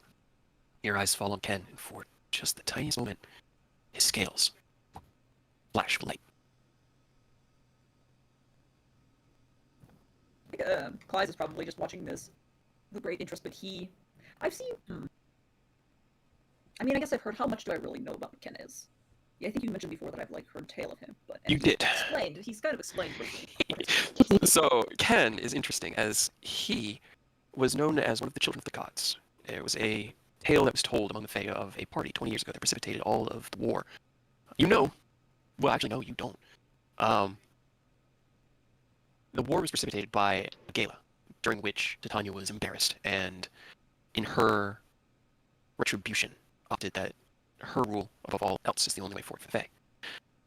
During that gala, there was mention of 2 divine children who graced the dance hall with their presence, one of which turned into a magnificent platinum dragon. Because you did actually pull the trigger while you were there at the party. They then vanished. But in the recent days of the war, the rumor spread through the war camp that they had returned. While you were at the camp, you had even heard rumor that the children of the gods had come back, and that one of them, the dragon, was just outside the camp. Because again, you transformed just outside the war camp. You never saw him. I know it was accidental. You never saw him. But as you look at him and kind of watch the horns, the scales, the flash of light, it all tracks. Necessarily, rumors are rumors. But again, Clyde lives on the Feywild. I'm not sure how much he feels necessarily impacted by all the god stuff and all the god talk. I suppose I would have to take your cue on that, because I know that we have had our own war that's kind of overshadowed other stuff. For the Fae, the gods aren't so much revered as a novelty. He was treated like an honored guest, like nobility from another kingdom, essentially. Because to the Fae, the Archfae are the gods. They rule over their lives, they dictate and direct, or they did, direct the flow of the world itself. And the people that lived within the different, like, seasonal courts paid homage to their Archfae, the Archfaes of Winter and Spring. He wouldn't have any idea as to who Ken is the son of. Just that he was revered as what was known as, like, the children of the gods. Spoken of as, like, kind of like, oh, did you know, did you hear that Brad Pitt ate here? That kind of stuff. Like a celebrity. You know, not something to be worshipped, but something to be like, oh, that was really cool. Mhm. A novelty. Fair enough. In which case, yeah, I don't know. I don't know that Clyde's would necessarily interrupt whatever he's doing. He's just watching and observing, kind of comparing, because Rose is also technically kind of a big deal, but like he's realizing, I guess, that everybody's probably kind of a big deal here, and he knows. I think he'll probably once he realizes looking at the others as well, trying to, I guess, infer anything else about them because he knows less about them specifically, though he's been watching them throughout the trials, so I guess. Roll me an insight check with advantage, yeah. Advantage insight. Tell me things about your characters. Mm-hmm. I know this. The martial abilities that Takashi and Oni have shown are impressive. Training that you've never seen before, and styles of fighting completely foreign. Aerith is definitely a mage, more eruditious, like just further removed from anything you would recognize. But his abilities to move around the battlefield, his dexterity with the rapier, everyone within this room could easily be a general of the arch or of the Fae. Everybody here is power not only incarnated, but coalescing and growing. And as you watch and see the dedication that they each show, having awoken and then kind of like had a moment of just like, oh, good morning, yep, how's it going? All right, and then they fall into this routine. It's not hard to understand how they got this strong, especially if they have been affected by the gods or more powerful creatures. I think this is not anything Clyde says out loud, but he like looks at it and is like, yes, this is a lot of responsibility, and they all seem to be taking this very seriously. And technically Rose is also taking whatever the heck they're doing very seriously, which is kind of surprising. It was probably the first time you've seen Rose sitting still and quiet for an hour. Alright. I'm That's surprised all you're for me. not Sorry, bugging I them. don't. You're good. No, that was good. That was a good way of kind of glazing them up a bit. Because they are impressive. And as that flash of power fills you, you feel like it's kind of like trying to start an engine, and you're like, you get it to just rev a little bit, but then that flare catches you off guard, and you dial back because you don't want to push it any further than you don't really want to transform right now. Yeah. But you open your eyes and look over to see as Rose opens theirs and kind of looks down at the sword and weighs it in their hands. Aerith is packing up his supplies and making sure everything's neat and tidy away as Oni and Takashi kind of like pants a little bit exhausted. It's a good hour-long, cardio workout to start the day. Okay. I guess I'll go ahead and get dressed and just stand by for whoever comes to get us, gets us. And I'll just like walk to his room to get dressed. Okay. You head back to your room to get your armor on and get prepared. Anything? No, he's going fancy. Oh, your suit. Yes, that's right. You're going in a fancy suit. His birthday suit. Nah, that's that is a Mia exclusive. all right. Is anybody else dressing up? Me. Okay. Anyone else? No, it's not really. The dollar was the dress up moment. All right. So Eric and Ken head back to their room to put on their fancy clothes and don their celebration attire. The rest of you get your gear ready, kind of situate yourselves, prepare, and wait. It takes about 20 minutes before there's a knock at the door. Who opens?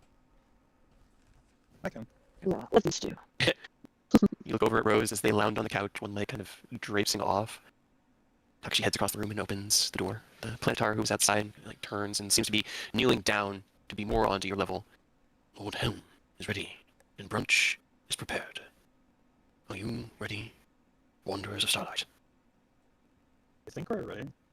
You say this as you're supposed to get ready for battle. What kind of brunch is this? The kind of brunch that is a battle. Let us go. Great. Always. Everything's battlefield, and the infinite battlefield. Alright. Food fight. Okay. So, this is where we get to the point where I didn't have time to get the thing ready. So you're gonna have to draw me some masks. As the Planetar leads the six of you down a long hallway to a massive dining room. And as he opens the door, the room before you spreads out. The walls, these huge archways that look out across the landscape of the watchtower. Above you, a spiraling mass of cosmic light, like a beautiful chandelier made of the moon and stars. Helm stands in the distance at the end of a large round table, and surrounding it, you see 6 faces. 3 on either side of him. The faces they're not human. The shapes are human, but there's something about them. They look like they almost vibrate, like the air around them is being displaced, or like objects clipping through each other. And each of them is wearing a mask. One of them has a fish One of them is a hawk, one is an elk, one a fox, one a rabbit, and one a snake. No. From left to right. And this is what Helm is wearing? No, Helm is wearing his helmet. He is just there. There are 6 figures, humanoid in shape, and equivalent deer size, only about 5 to 6 feet tall. I was like, oh, I could just get tokens. I only found tokens for 4 of them because they were hard. I didn't have actual time to make the tokens. I could do it now if I can get like 2 or 3 minutes. I mean, sure. It won't take too long. Go pee real quick, so. Okay, let's take a short break and then pick up here at Gala, or not Gala, brunch. Yeah, Brunch. Feeling happy at apples. Fun fact, those are my dad's favorite. I like the Honeycrisp. Those are tasty. I just found like the best mask images I could. The art style doesn't really match. This is harder than I expected it to be. But at least give you guys some reference. I need to.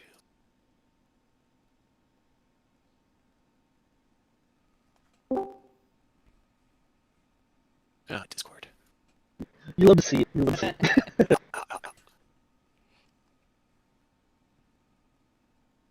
It's actually closer to a raven, so I'll just say it's a hawk.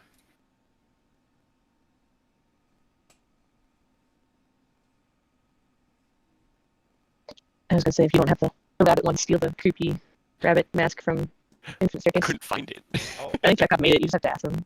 Yeah, I didn't want to give anything away, you know. Also, finding a mask of a snake, that's hard. Like, I bet. I couldn't find one, so I don't have one for the snake or the rabbit at the moment. Because I got hung up on the snake. Dragon dropped here? Nope.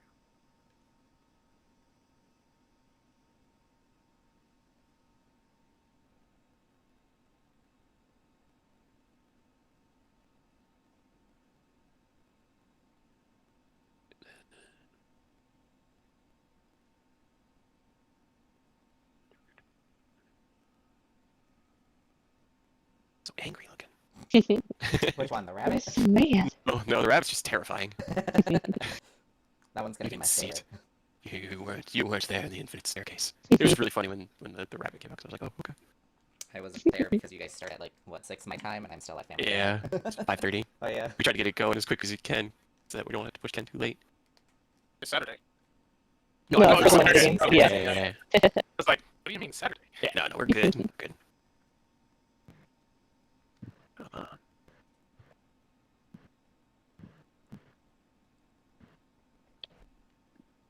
I'm back, but I'm gonna mute myself because I'm gonna eat chips. Okay. I just still looking at the last 2.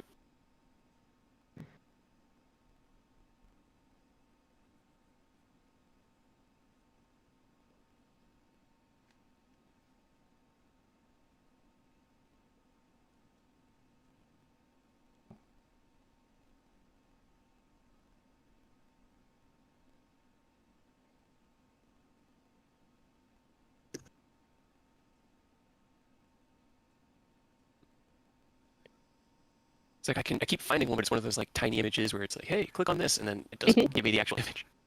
It's helpful. Right? Super helpful. Alright, I'm gonna put these 4 out that I have, and then Found a cool picture of like the mask, but there's no like face under it. But you can just That use one's that, I good, guess. yeah, I don't need any face underneath it. That was the only one that I could I'll give think you my of option too. for that animal. Yes. Because when I just did a quick Google search of like different ideas, I was just like, these are not helpful. I would definitely I'll take give you my these. option as well. So, elk. Oh god, I did too fast. I made 420 mad. She's like, what are you doing? Fuck off! Stop it. No.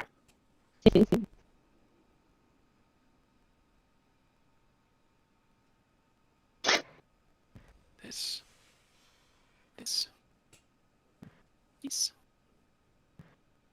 Look, it's always come out so big. Thank you everyone for being patient. No problem. Alright, pick your favorite animal, guys. Which mask do you want? The rabbit, because apparently that's the scariest one. It's terrifying. Pretty spooky. Have you seen Monty Python? Exactly! That's also one of the other reasons why I have to pick it, because I know Hawk is going to reference it.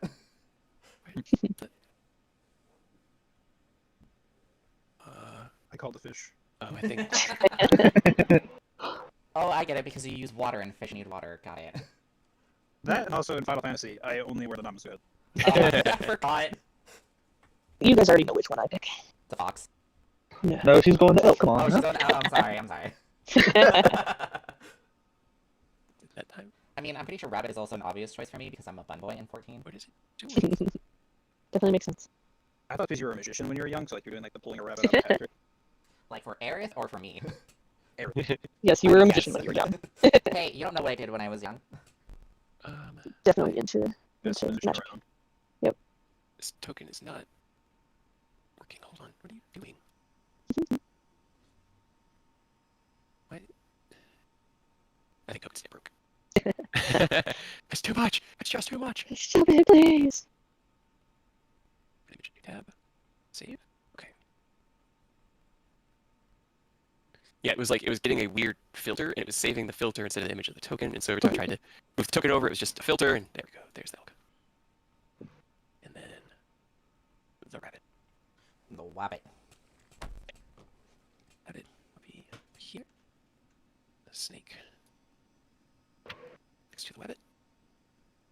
Fox is here. And again, each of the masks looks the same. Like the same style. I thought that's artwork I could. And as you look at them, the forms beneath it, it's like you can't tell how long their hair is because it's short and long and curly and straight. It seems to like flicker between 100 different orientations and styles. And then here, and then I'll draw. Ooh, you made him too small. Right, you guys back. Onto.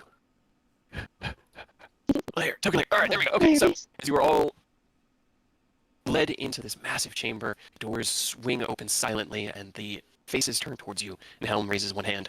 Welcome, wanderers of starlight, to brunch. Please, take your seats. There are 6 seats around the side of the table, down here. Are we I think got you it. still have us on the. Yeah. I never moved, you guys! Oh, here we go, here we go. Hey, look, guys, cool map. Pretty map. Oh my god. That fox mask, though, Right. That's dope. I'm immediately reminded of Keith. I don't even know where it originated from.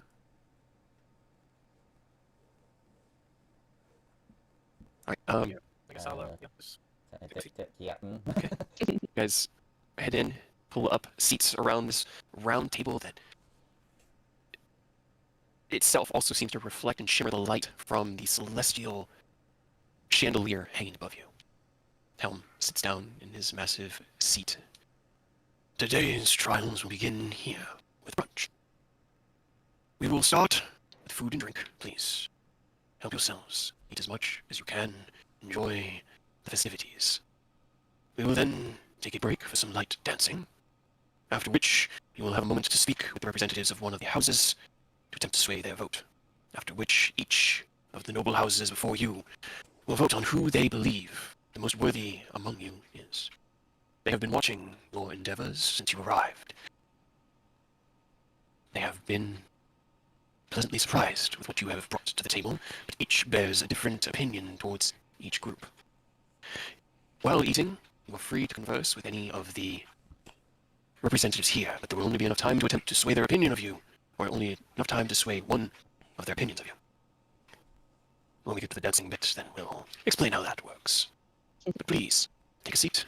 He lowers his hand, and before each of you, a golden plate filled with delicious fruits and cheeses and breads and meats apparates, and a goblet of a deep red wine right next to it. okay. Breakfast. I guess, thank you, Lord Helm.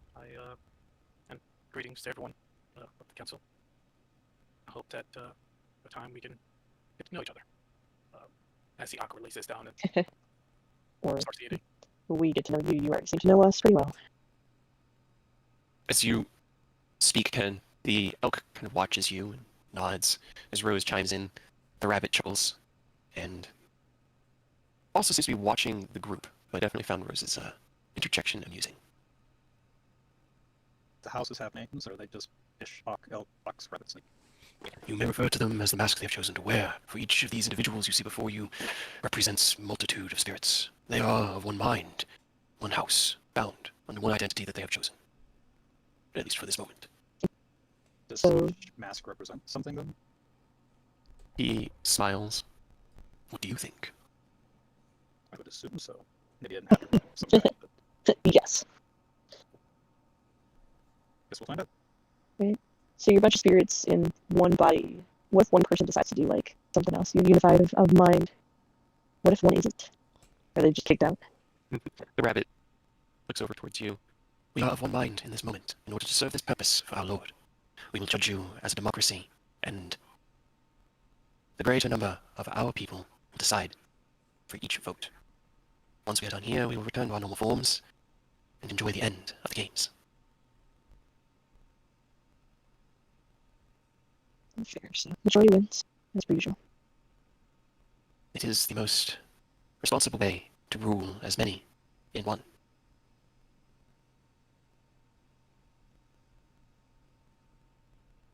Helm holds his hand out. Please, enjoy yourselves. Drink, eat. And then, mechanically, each of you can choose one house. As you guys have been competing in these 4 trials up until this point, they've been watching, and I have given them each judgments of how you have performed so far. You can attempt to suss out whether or how a specific group feels about you. I'd say each person can attempt to insight check one of the groups, and then each group can... Actually, no, each person could then choose one of the groups to attempt to sway their opinion of you, to either strengthen a good opinion, to help shore up a faulting opinion, or you could attempt to throw your allies under the bus, or your allies, I guess in this case, but opponents under the bus, and try to lower their opinion of another's. At that point, we do persuasion checks, or deception, or intimidation, depending on how you guys wanted to proceed. But that will be how this challenge mechanically will play out. Is it like one per person? Like no doubles? Or if we all wanted to go like fish, could everybody try to win the fish over? Like we all want to Fish. You know, in this challenge, you definitely could. You could all just talk to the fishman if you wanted. Fucking everybody else. To increase the opinion of us as an individual or us as a group. Your teams. So, they're judging your pairs. Gotcha. Yeah. Oh, he's at the table with us. As you begin the Oh, I'm rabbit. gonna be honest, I thought Cade would miss my bad. Good. Whoops. As the rabbit reaches out and takes the wine in hand, holds it up to the mask, tilts it back, drains the goblet, puts it down, the goblet refills, he holds his hands out. Enjoy yourselves, it's all heavenly. Grab little bits of the cheese and bread. Just start eating it through the mask. The others kind of like look over at him. The fox and the hawk begin to kind of pick at things while the fish and the elk and the snake watch the group. Yeah, it's not on this at all. Aerith just continues eating with elegant and poise as if all of the training he had received from his mother to be very polite and well-mannered during like noble events is like taking in. Okay. Quick, which of the 4 forks to your left do we use? Jesus Christ. Yeah, I can eat respectably as possible. Can I request like juice instead of wine? I don't think drinking wine during brunch was responsible. Like end of day / party times, yeah, I can drink wine, but like morning wine. You are correct. This was a faulty choice of drink on my behalf. I've been What? far removed from your culture for a while. Yeah. He twists his hands, and the liquid within the goblet twists and swirls, and kind of goes into like a vortex, and it shifts from a deep red to creamy orange. Enjoy your mimosas. You know what? Still alcoholic. Yeah, I'll just limit myself then. So Ken is going to drink responsibly, as well as Ken and Aerith both eating respectfully and politely. Go ahead and roll me charisma checks, both of you. Oh god. Just straight charisma. I'll give you advantage for your noble background. Yay. Why couldn't I have this ball earlier? This is bullshit. Yeah, guys, you didn't even need the advantage, Aerith. All right, as they sit down in their fancy duds, the 2 other parties flanking the wings with their combat-ready attire on, they begin to politely nibble at the smorgasbord before them. What are the others doing? Request green tea. Still not good enough. Change. Helm kind of looks at you and then raises his hand, and another teacup appears before you, steaming with green tea. But it's spiked. But it's I'm so annoyed at drinking alcohol. Are you kidding me? What about Oni? But Oni was honestly fine with the wine. He is more than confident in his ability not to overdrink when things are serious. So. Rose? Rose just kind of leans back on the chair, like reclines a little bit with a glass of wine, and is just like watching all the people, like how they're acting Okay. on the other side. And Clyde's. Clyde just takes the wine glass on the table, immediately just like shoots it back like a shot, puts it back down, and just focuses on the food. He's not looking at Rose, and he's not really looking at anything else. You down your wine and begin to just chow down. And at one point, you look over and realize that your glass has refilled itself, but it's now kind of a creamy orange color. Oh, excellent. Making our way through the rainbow. That one goes down the hatch as well. He is very, like, he doesn't look malicious, but he's just pointedly, like, not really engaging in this anymore. Okay. Despite the Okay. fact that he is sitting next to Rose. Okay. All right. Got it. Trouble in paradise.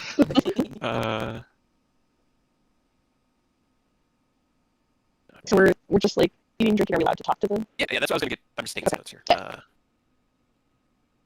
I can. Who do you feel, Noni? Who do you want to talk to?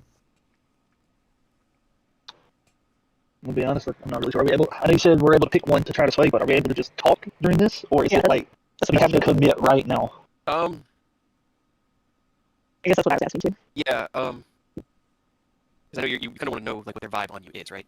Yeah, so if we want to commit, I definitely need the insight before I tell you who I want to pick. Yeah. So Right, you're or right. just You're right. vibe in general. Everybody give me insight checks as you begin to eat the meal before you, and then insight. Yep. All right. And then I need a con save from Glides. So it's like this. Okay. It's damn good wine. And whatever this orange stuff is, it's got like a bit of a bite to it, but at the same time, it just sort of tastes like fruit. It's weird. Nice. All right. Nuts. As you guys judge around the table, hold on. Good. Okay. Damn, you all rolled pretty good. Okay, not bad. Yeah. Okay. Oh, what is happening? It's not necessarily what is happening, but what am I doing? Yeah. What is happening? That's what I like to hear.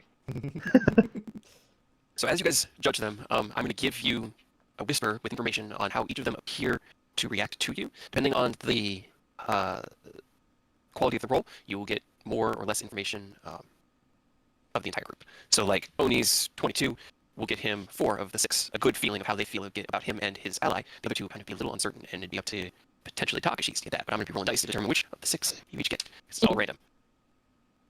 Okay. No, I guess I gotta. You know what, I couldn't have had all these 5s when I was trying to play that base game. I rolled 4 5s in a row. So That's because Mel is not good at gambling. Mal's just not. He's just not. Let's see.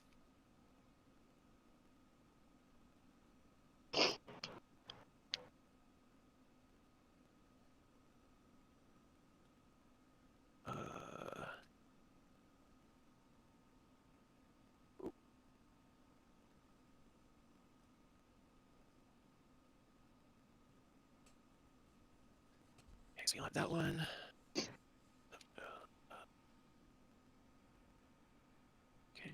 Oh, what did? Oh.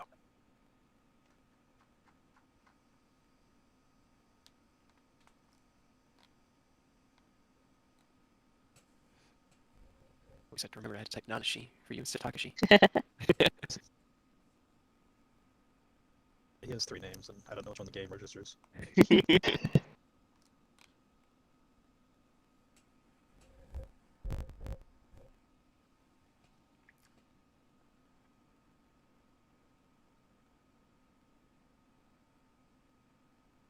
Okay, there's that one. We had a 21 from Rose.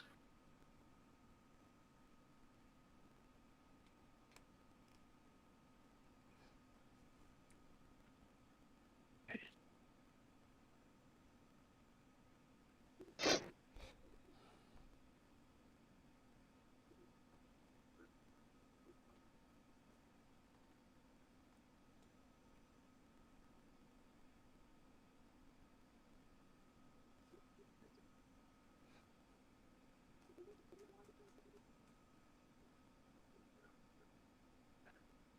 Glides, 10.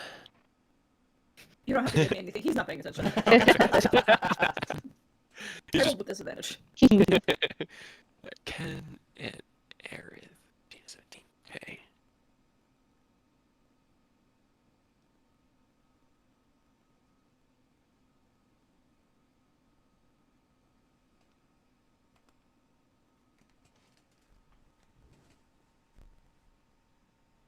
And then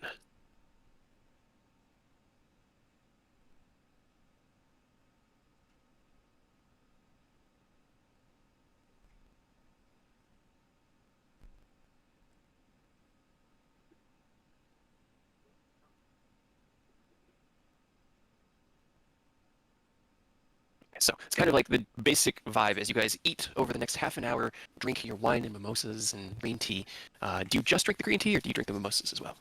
Just the green tea. Okay. You kind of have a general conversation where you discuss. Well, it's up to you guys, whatever you wanted to discuss. Did you want to actually ask them any questions? I mean, these are the spirits of dead heroes that are now here together. But those would be the vibes you kind of pick up on.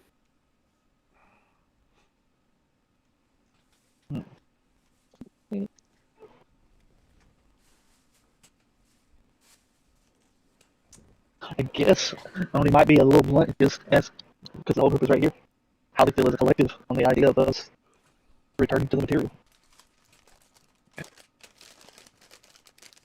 Let's see. From left to right, the fish supports it.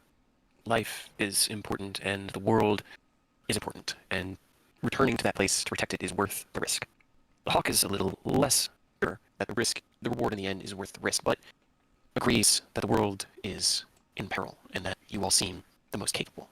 The elk gives off the vibe that no matter what, they believe some semblance will survive, and that in the aftermath, new will rise from that. The fox is eager for you all to return and bring the fight back to your enemy. The rabbit, likewise, is fervent in the desire to see you all return, but iterates, like Helm said, how important it is to be careful.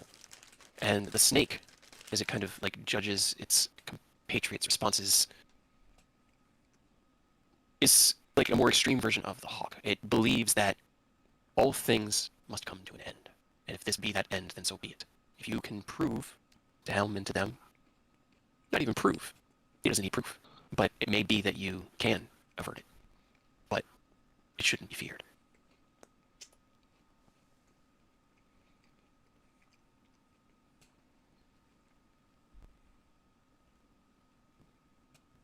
Anyone else have any questions? I don't want to be. Uh, I don't want to take over here.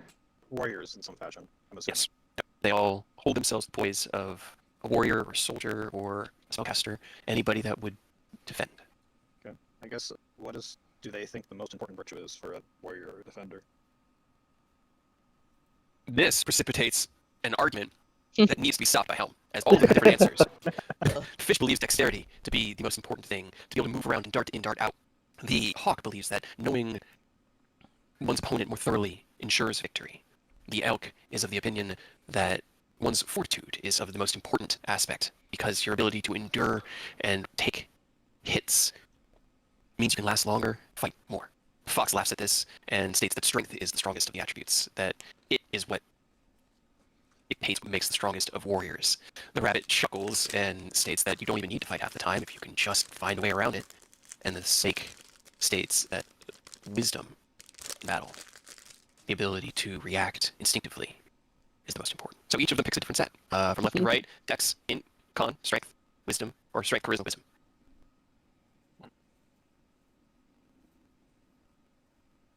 Okay. Anyone else got any questions? I'm trying to see how I can word it properly. Just for the mages, how best or creative have you ever utilized your spells and magic? The hawk looks towards you and like nods. Many of us have dabbled, expanded our skills, but very few have risen. Power that you seem to command, you and your allies. We have created some spell work, but not as much as we have relied upon others. The knowledge set forth before us formed a paved road to follow, as opposed to the wilds of the forest.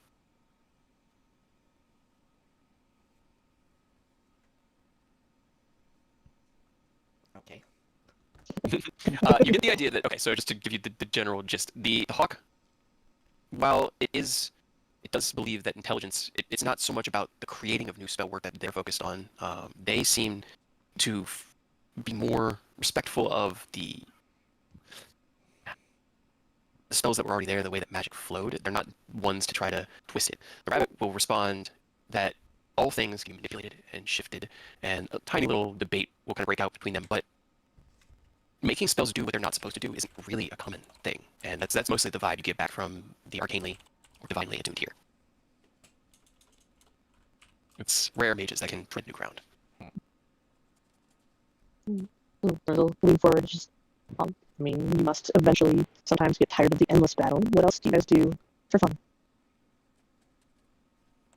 They all look towards Helm, and then they all look back towards you. If we were tired of battle, we would move on.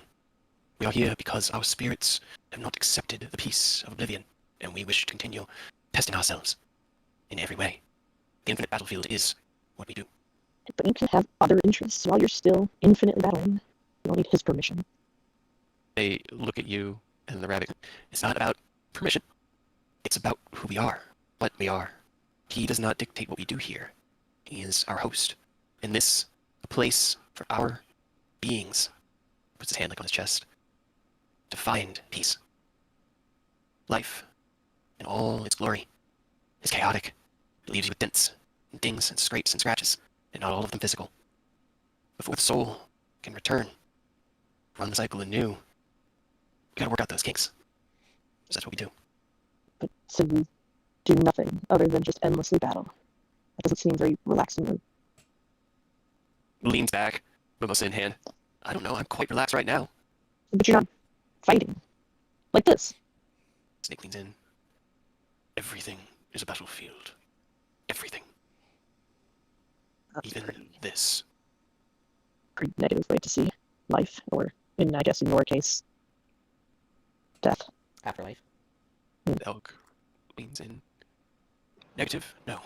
To see each and every challenge as a battle that must be won drives us to become the best versions of ourselves.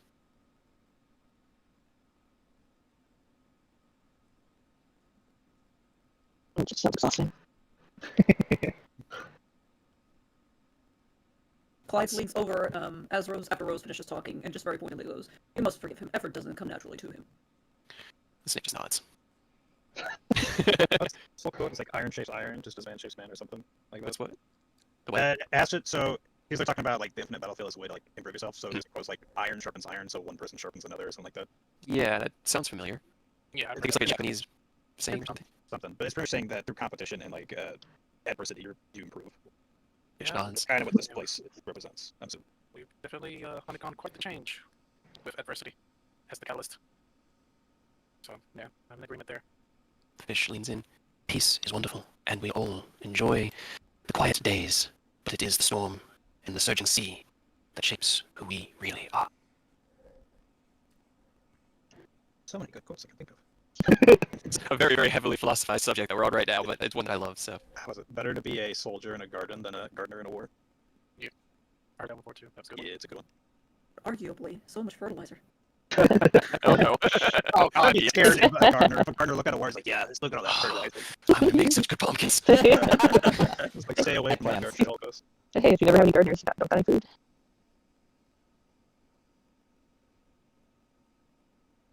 Alright, who hasn't asked a question yet? I can't really think of a question. I mean, it doesn't have to be an important question. Like, what's your favorite color? I tried that, and they don't think of anything other than battle. Color of battle, the color of battle, the color of battle, the color of battle.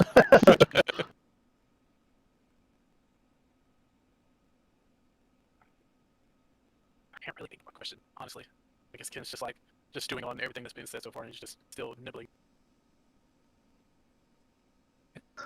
Yeah, I've got another question if you want to think for a second, Ken. Yeah, I'm still doing. I'm still doing. So go ahead. Is it a point of pride or contention when somebody is finally at peace and moves on from the infinite battle? They each look.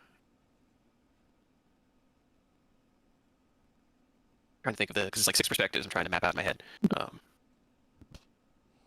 The only one that seems less than absolutely happy about it is the rabbit. The rest all nod. It is a good question, and one that makes sense from your perspective. For us here, it is a point of pride to see a soul so pleased with itself, so satisfied with its existence in the time that it has spent, that it yearns for nothing more. Oh no. At least it was mid-sentence. Oh no, it wasn't. That wasn't. What was that? It was Ken. Ken. I thought it was Earth. Yeah, he said he that through. Oh, I see now. It yearns for nothing more. We miss the friends that we made, but know that they are on to the next step. And the rabbit just nods. It's always a shame when they move on. Got less people to test yourselves against, less to compete with. But considering that a lot of people have died in the course of history, if we didn't move on from this place, it would get very crowded very fast. And you all may not exist. Who knows? Maybe even your soul spent its last moments here before being reborn. Looks over at Rose, testing itself in the infinite battlefield. Is that why I'm so tired all the time? I can't just take a fucking break. Probably. I do love these questions, so if you guys have any more, keep firing. They get my brain thinking in like really interesting ways, and it's fun. I got one. What would you say your biggest flaw is? My biggest flaw is that I don't know what my biggest flaw. No. I'm just too damn strong. I can't be stopped. Fighting is so boring because I'm too strong. Fish states that in life and in its challenges, it finds itself to be too mercurial, too quick to retreat, hoping there'll be another chance, but it doesn't always come. A hawk wishes that it could be faster, but it spends unnecessary time, sometimes, analyzing situations, getting into their own virtues, till they're almost flaws. The elk. That was Earth. That was Earth. Gives me a second to think.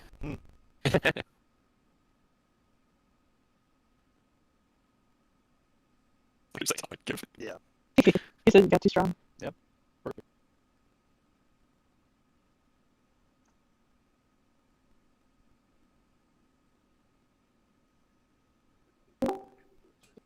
Hold back. Come on, Discord, work with us. I knew it was happening in real time because it cut you off. I was like, here we go. It'd have to be like, oh, you bet. Can be a little too slow to act, and not that it over analyzes, but that it finds itself like deer in headlights, to try to not make it too much of a meme. Fox is too they're people, as it's like an amalgamation claim, that as a group they're too, what's the right word? I can feel it in my brain. Rambunctious? Proactive? Foolhardy?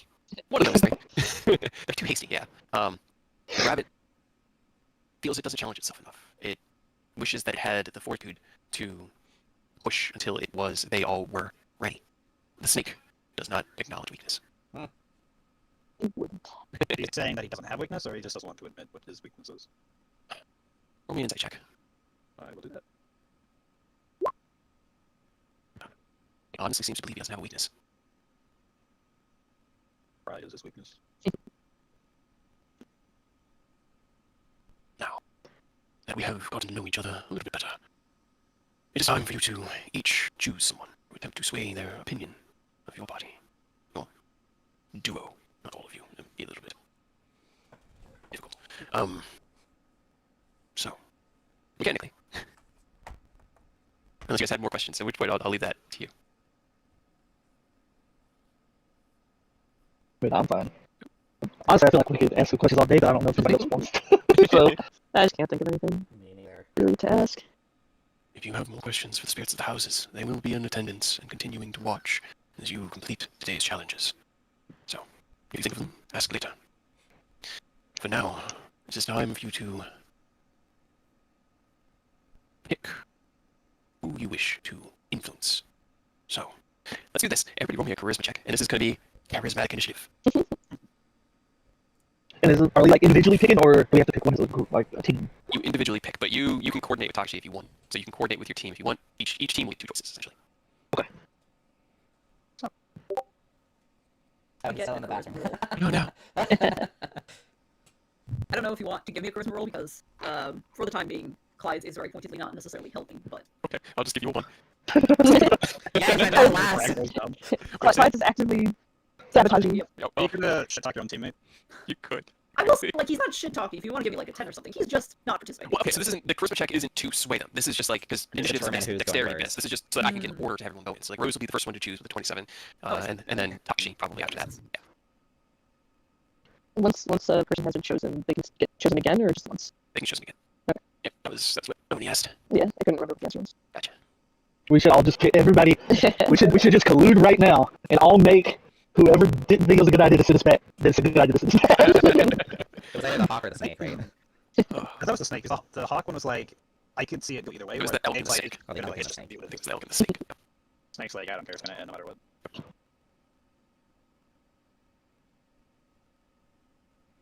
Okay. Well, I will start with Rose. I don't think Ken can beat a 27 charisma. So, as Helm finishes Rose, you look down at your plate and drink, and most of it's been consumed by now as you've been nibbling away while talking. Yeah, they kind of picked up the food, but mostly just drank.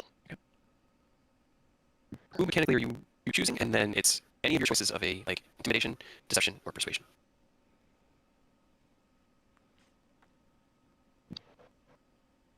I'll pick the snake.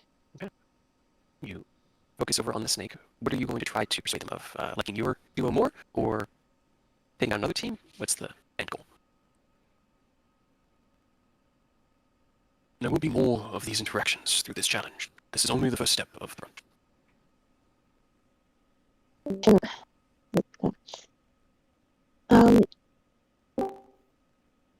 I guess it's kind of a weird like question, but can I like persuade him to have a better opinion of all of us as a whole over like to persuade him that what Helm is doing is not right, I guess, and that we have the power and Yay, ability my to time. do all this on our own. Sorry. You can certainly try. Roll me a persuasion. Like I linked Fletch of Genius. Listen, I can't talk, but here, Fletch of Genius. Yeah, sorry, yeah, still considered. Not bad. You can't be seen with the likes of you, Aerith, as a Aw. with a 5.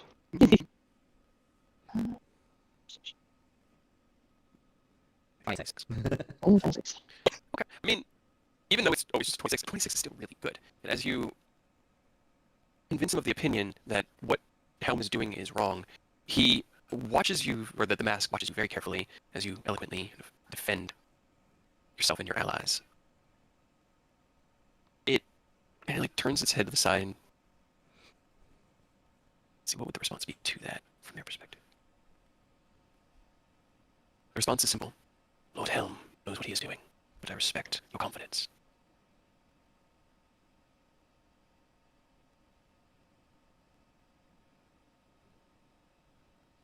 I guess Rose will just lean forward.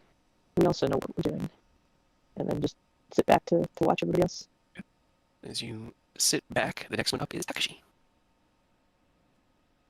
I have a question for them. Hmm. Why should we care about their opinions? Because as far as I can tell, the majority of them want us to like give it a go. So even if we we don't change their opinion anyway, majority is we're still leaving, passing on the trial, whatnot. So why should we care about changing their opinions if like the end result's still the same? Helm leans forward. Why should you have cared about reaching the bottom of the mountain? Why care about solving the puzzles? These challenges are meant to test you, and sometimes battles are won with words and hearts. I have told you from the beginning that should you prove yourselves, I would release you. But you must compete against each other to find out who you all really are. Their opinion matters, but it matters within the scope of this challenge. Oni, who do you think I should talk to, or just re-roll it? I'll go with your gut, honestly. It seems like for the most part, at least each of them are positively viewing one of us. So Yeah. whoever you feel like you could sway the best, just to improve their opinion on this, so that we can do what we have to do. But Okay. honestly, I don't think there's a wrong choice other than somebody that you think really likes you. Because I'm assuming we all heard Rose, right? Oh, okay. I guess I'll do something similar, where I'll do the fish because I like fish, but I'll try and convince him that the rest of the party, like as a whole, we are better together. Roll me a persuasion check. Which one?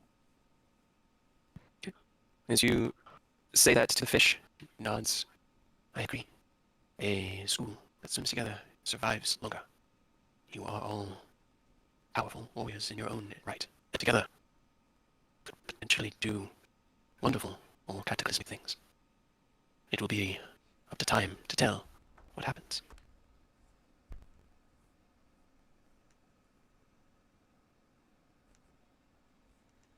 All right. Then, as that question finishes, next is Oni. I think I'm going to try to persuade the elk because they seem kind of slightly wishy-washy on getting us back, and they admitted they have a habit of freezing up and not acting. Hmm. It seems like a perfect opportunity to, get them to step out of that comfort zone and act. Okay, go ahead and roll me persuasion.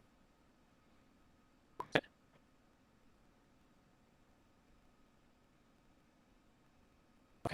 They nod as you say this.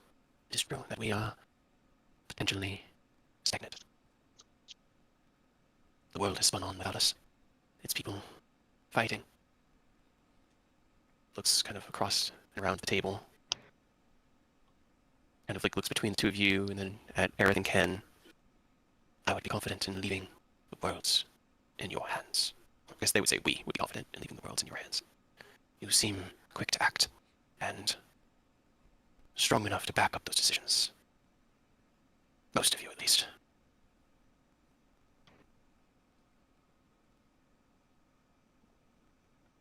Get that written down there, and then we'll go over to Ken. Splash of Genius. Hmm. Let's talk to the Hawk representative. Okay. I'm sorry. They were yay or nay on us getting out here, or on the fence still. It's kind of on the fence, but they did seem more on your guys' side to getting out of here. All right. Don't really. Basically, what I want to boil it down to is like, just giving them like a brief, like, previously on the life of Ken, basically. Okay. Like the shit we've been through, how together we pulled through, and even though we've been battered and broken and died a couple times, I think with, you know, a sharp mind, strong heart, a temper soul, and some good measured strikes, I think we have the ability and the know-how to get pulled through. I fully agree with what Lord Helm said about he said, you know, us needing to be at our full potential, and I believe that if we can get his permission to leave, we can find and reach that potential to solidify our victory. Okay, roll me a persuasion check. Watch genius. Okay, 17. Okay. As you put together your heartfelt plea, your kind of like 30-second elevator pitch on the Wanderers of Starlight, Hawk nods. Yes, you have learned much in your adventures. Your trials have taught you things that others, well, they do not walk away from, capable of learning. Looks at the group. It is not for us to decide whether or not you go back. It is only Lord Helm's decision, as you stated. But were I to cast my vote, it would be in your favor. I believe that your group has a good head on their shoulders, good set of eyes, and should be able to avert calamity if needed. You know, these are the best group of adventurers, warriors, friends, family, whatever title you want to elect of them. They're the best, and I can be more happy and proud to have them at my side. And if we can continue to be by each other's side, then I think we got this. He nods, the rabbit nods, and the rest kind of like shift a little bit in their seats, but pay you the dignity and respect you are deserved. And Aerith, before we get to Clyde's. I thought Clyde was gonna be next. No, Clyde's abstained from rolls. I'm going to point towards the rabbit. Okay. Throughout my life, I've made many connections and relationships, but nothing like this. Not like this group. And the fact that we were able to come together and stay together-ish shows that, Ish. I mean, we're missing a person. Or maybe two. Or maybe two. Or maybe two. But the fact is that we were able to come together and, you know, fight together for this greater good, to not just do it for the glory or for the recognition, but to do it because it's right. Whether or not it was us that made the decision, or it was, you know, somebody else, or maybe it could have been a different group, but we were the ones that made that decision. We were the ones that decided to put our lives on the line multiple times so that we could continue life, that we could create more bonds than everyone else. So I think that, you know, having us continue fighting the good fight is the better option. Roll me a perception check. I'm gonna suck at this. Okay. That was a bad Rabbit start. nods along. Yes, I agree that life in the living must needs be protected, and I'm beginning to believe that you may be the only ones capable of doing such a feat, given what we are up against. The snake kind of like scoffs, and the elk shakes their head. That all said, hearing the connections you've made, hearing of the honest love that you hold for your family, keep that. stoke that. Let that grow. That will sustain you through even the darkest days. And then finally, let's. Rose kind of like. No, that's We all started talking. No, go ahead. I don't know what Rose is doing. Rose kind of just leans a little bit over to him as everybody goes through everything, and it doesn't seem like he's going to speak up, and kind of like nudges him with her foot. Just, look, you don't like me, okay? I get it, and I don't really care. You can hate me if you want, but we need to get back to what we were doing, all of us and you. So, we have to play the game, as it's said, whether you like it or not. And believe me, I don't like it. You can't just not play, or do you want to get stuck here forever? Actually, okay, before I do this, King, what drink apparated after the mimosa? Quick, pick something yellow. Nick. No, pick something Beer, I green. guess. Oh wait, purple. We Green. already have green tea. Green. Mimosa's That's like after. British. Yeah, that's after. Come on, what are you doing, man? It might be muted if you're speaking. Dang it, I was Oh, muted. my- Let's see. Or like a daiquiri? Like Yoka's. It's gotta go yellow, so it's like a banana daiquiri. Clyde's gonna take it off the table daintily with 2 fingers. Swirls it around. Takes a sip. Yeah, swirls around as he's like making a show of it, like listening but not really listening as Rose is hissing this to him.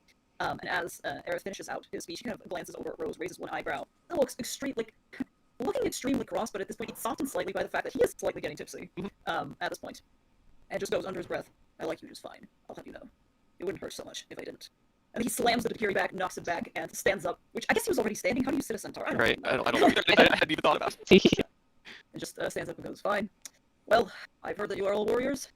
I am a warrior, yet I know not the true stakes of this battle. I know not why I am asked to speak on behalf of a person I have been betrayed by. Not in the way that one might think. They completed their end of the bargain, I suppose, technically speaking. The betrayal was not in words. Well, rather it was in words, not actions. What am I saying? I'm drunk. I suppose words are not everything. Actions are. And although I cannot speak for them, and he kind of jabs on that Rose, the rest of the group has shown through their actions that they get shit done. And that, warrior, is perhaps the most important.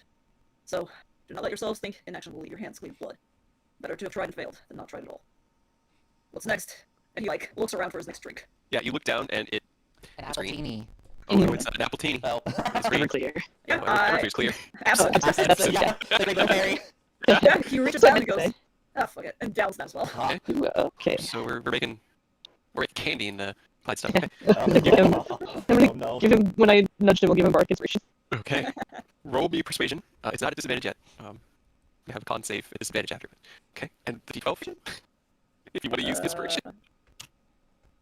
Okay. 17. Oh, yay. 17 is good. As you slam the drink back and set it down and kind of go back into I assume maybe your legs kind of folded up a bit. And you push it down, laying down with your belly on the ground. And the fox leans forward and grabs his drink, just raises it.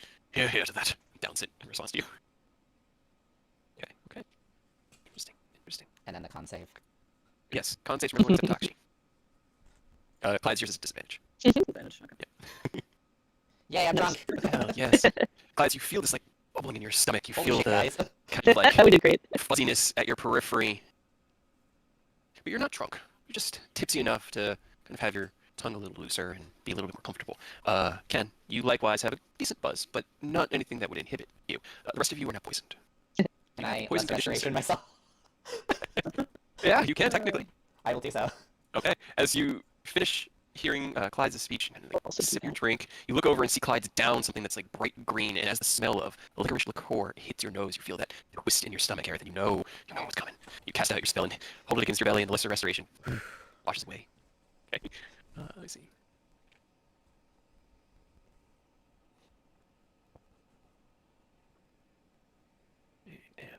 Can I use sleight of hand to subtle spell it so that no one notices? No one must know that No one knows that, yeah, because you can get the scroll out. And I can subtle cast it. Yes.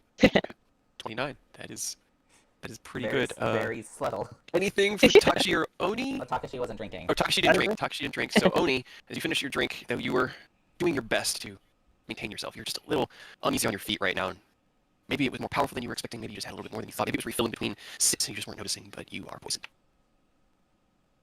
Alcohol is perfect.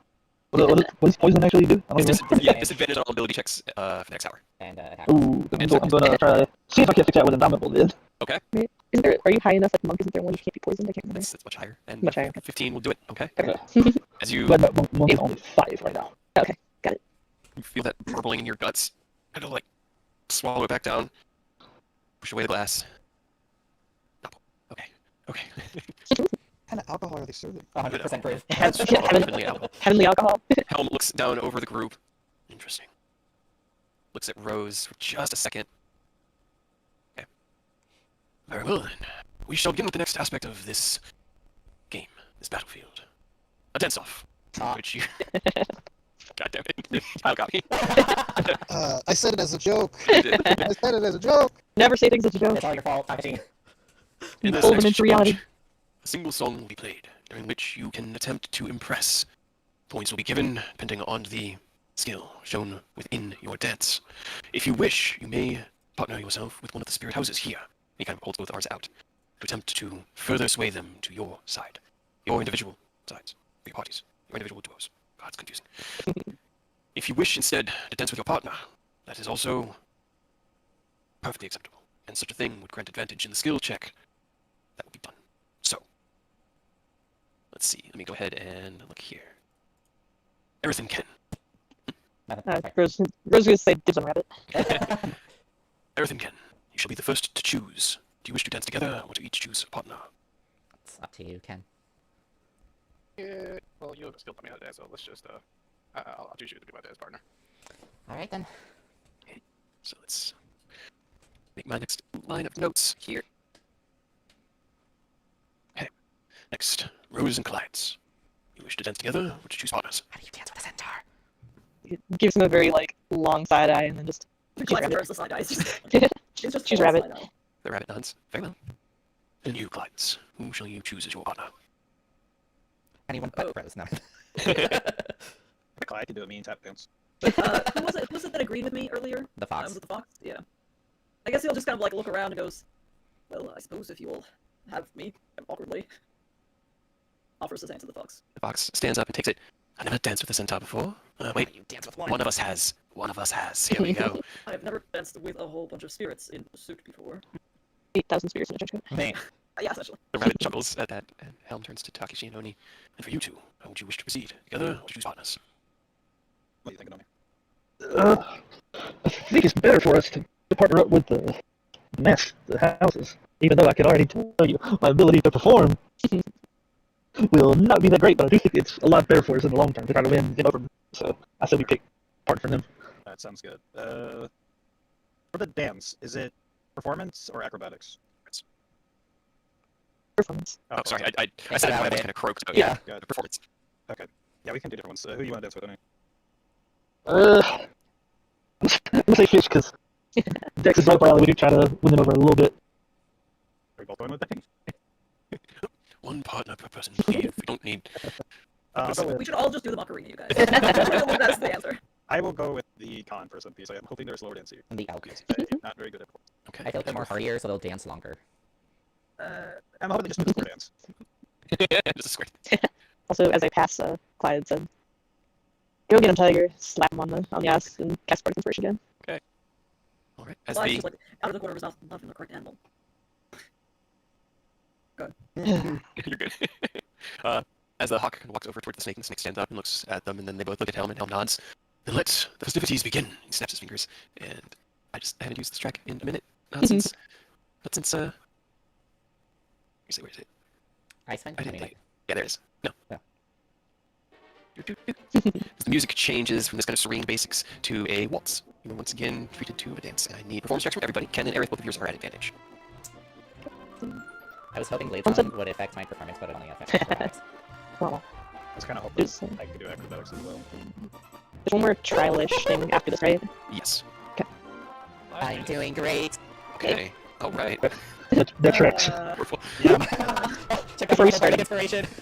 You do. I was gonna cast that before we start. Not me and Oni's strongest. Oh, I Okay. got this mistake. Sorry. Charisma's not only forte for sure. 26. 15. No, it was 15 with I. Yeah, which is 26 with plus 11. Oh, dang it! You don't have expertise in performance like No. you do in the other two. It haunts me. All right, so Rose and Rabbit. Also, Clyde, please roll your Bardic Inspiration. Oh, well, Please. I don't know if it's gonna help, but okay. It's better than a 3. You could get a whole 12. I Oh, got all 6. You did All that right. on yourself. right? I've never done dance with anybody, apparently. How do you dance with a centaur? Yeah, that's kind of the question that the fox ends up having. You hear like, wait, you said you've done this before. I thought I had done this before. I think it was a Minotaur. How does it talk? How does it talk? As the mask argues with itself through the dance. Okay. Aerith and Ken, you kind of like you practice this together for the gala. You were taught how to dance by Bastille himself, the Archfey winner. And as you fall back into it, yeah, it brings you back to those memories in the Feywild 20 years ago in 2 months, or however long in-game it's been. And you guys cut a rug. Definitely draw the attention on the dance floor. Can I make it a bit flashier with prestidigitation?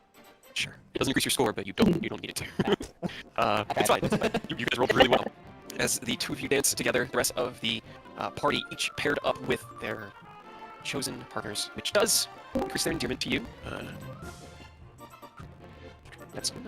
Okay. I keep on wondering if this works like one of those Pokemon beauty contests in the games, where I'm like, why will that make them like me more? Exactly. Oh, the Pokemon contest? Yeah. That's 6 plus 1 there, and plus 1 here. Okay. Ooh, okay. Alright. I'm just looking at something in my notes right now to make sure I got everything I needed. Yep, okay, cool. Alright. As the dance concludes, your partners give you a deep bow, and each of them thanks you for your consideration in today's dance. It's been a while since each of them had danced alone in person, and it brought back fond memories for each and every one of them. Aerith again, you break from the waltz in a flash of prestidigitation, sparkling magic, and it is, well, natural 20 plus a natural 19. It's that good. It's about as best as you guys could do. Helm applauds with a slow kind of, well done. A well done dance indeed.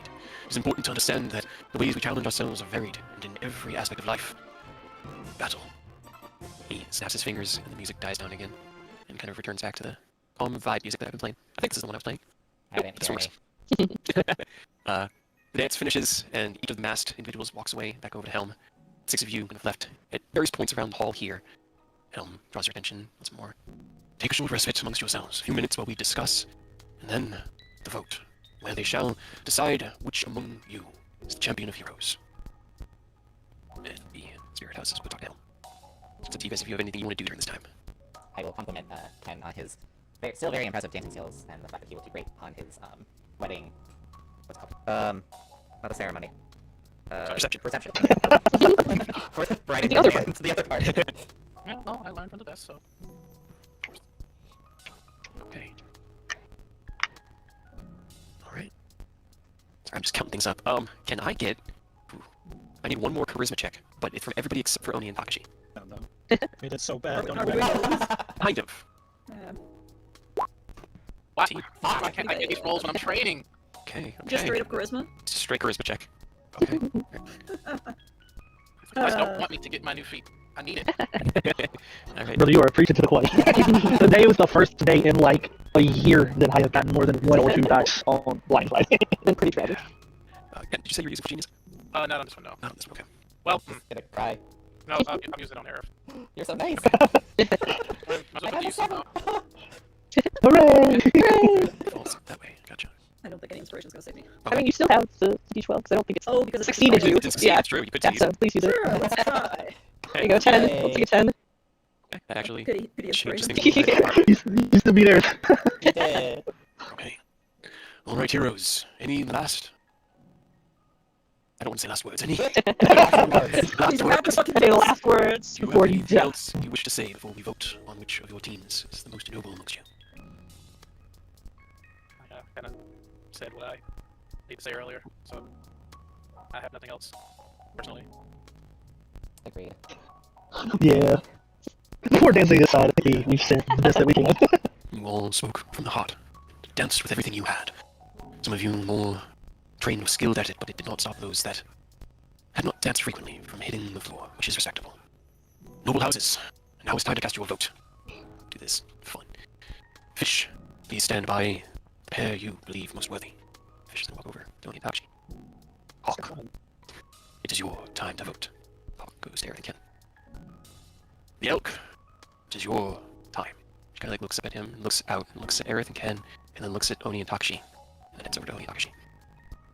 Rabbit, who do you vote for? And the rabbit just, you hear a chuckle, and they walk over to Rose Clydes. Oh, let's get Fox. Oops. I'm going through my list, and I'm like, oops. I was like, what? Fox, who is it that you vote for? Fox looks out again and looks initially over to Oni and Takashi, and then kind of like shrugs its head sideways and looks over to Rose Clydes. Time? Yeah, he's kind of like helps looking. He's like, in the event of a 3-way tie, I will be the tiebreaker.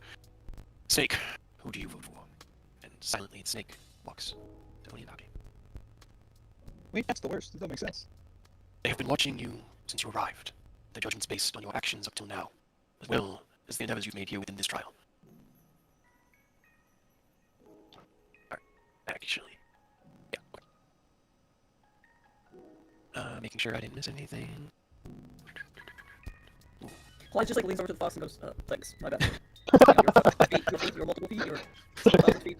Fine. It was a novel experience, and we shall all treasure it until we are satisfied with our afterlife. Helm raises his hand. Then it is time to give out the bolts for this trial. Oh boy, hold on. Look at my scorecard. How do I make this up? Can The you vote nervous? is but one aspect of today's trial. The first is your willingness to participate in the brunch, to enjoy oneself, to feed and revel. And to that, I give first place and 5 points to Rose and Clyde's. Clyde's like holds up a thumbs up. Are we so close enough to the table to get another drink? I was gonna say, I'm looking over the tears in Clyde's hands. This one, Slam through the rest of the move. it looks, it's bright blue and tastes and kind of smells like, what does Caracal taste like? Caracal? Orange, I think it's. The orange, Yeah, it's an orange flavored drink. so. Yeah, Yeah. Curacao, yeah. So it's blue Curacao, and it tastes like fresh, bright, very alcoholic oranges. Second place, I give Everything Ken 3 points for your commitment to eating and drinking, and then your resilience and resourcefulness in removing the negative aspects of such decadence. And 1 point to Oni and Takashi, because Oni didn't drink. Oni drank, Takashi didn't drink. Yes, thank you all. Man. Too many mimosas. Right. Calm down, Rohan. He's been drinking all day. Within the second trial, I give first place to Everything Ken for your dance skills on the dance floor. 5 points. Where are my notes? I gotta try to talk and look at where I hit everything. Boy. Here, I have 2 notepads open at the moment. Second place, given Clyde's rough dancing skills, I award 3 points to Rose and Clyde's. And 1 point to Oni and Takashi for your noble effort and adherence to the game's rules and willingness to drive forward, even given new challenges. And finally for the vote, first place, Oni and Takashi and 5 points. Second, to Rose and Clyde's, 3 points. And third place, Gareth and Ken with 1 point. Which means that for the winner of this round, we have Rose and Clyde's at 11 points, Oni and Takashi at 7 points. Actually, hold on, sorry, Everything Ken at 9 points as I do math badly. And Oni and Takashi with 9 points. 7 points. Math is difficult. I'm not a god of math, I'm a god of ritualist. There you go. Our new totals to... Okay. Alright. As we finish the 5th trial and move into the final trial of these events. Current standing is 3rd place with 45 points, Everything Ken. 2nd place with 50 points, Oni and Takashi. 1st place with 51 points, Oh shit. Rose and Clyde's. Hey. Kind of spooky, but okay. No, I kind of had a feeling that was going to be the case when it was a performance and charisma type. Yeah. That's true, yeah. This trial was a little bit more tuned towards a charismatic ones you were good at, but... Where's the drag? Where's the stealth trial? there was kind of a dexterity acrobatics trial. It's the first one. That is true, we did win that one. Then, as we finish brunch for the day, it is time for us to move into our final challenge. A challenge of self. Do you guys want to do this week, or wait till next week? Can we do it? That's 1 vote for yes, 2 votes for yes. Yes. Sure. Yes. I don't know. That's 4 votes for yes. Anybody? Hard no. Cool. I got a pee, and then we'll get that started. I'll be right back. I like how this is like God's domain and chill music. Lo-fi. Helm realm lo-fi. Remember that. After that, when they gotta all be on board in respect, though. There's no shot. You're not like, yeah, you're good. Go ahead. Great. No, I think you guys should just stick around forever.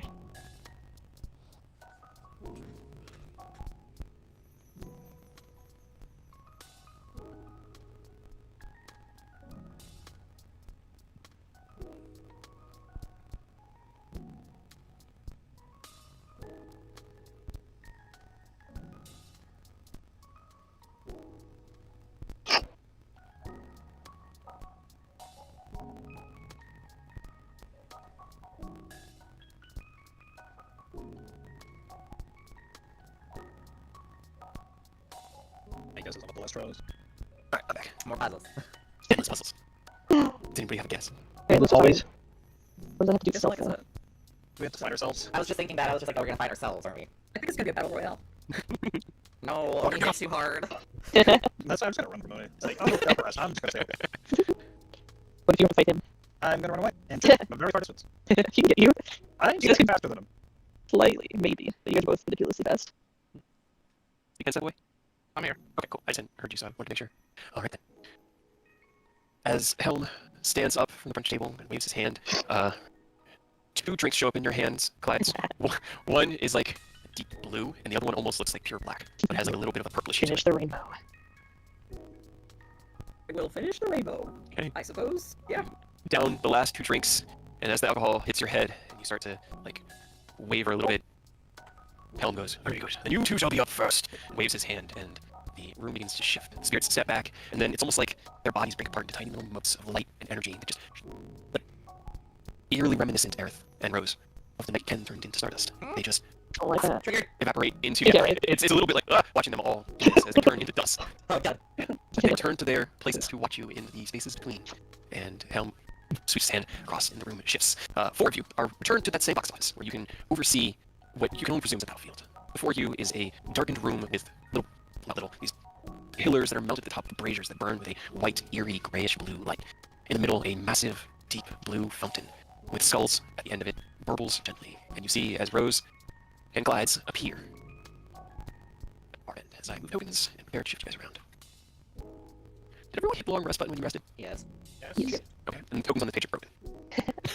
Sounds right. Yeah, that might be. Yeah, I'm just gonna go ahead and drag tokens back out again. Before I even move you guys. Akshi, Oni, Glides. Okay. What happened to your token, Glides? Don't know. My token on this map is fine. You can just copy paste it. Yeah, I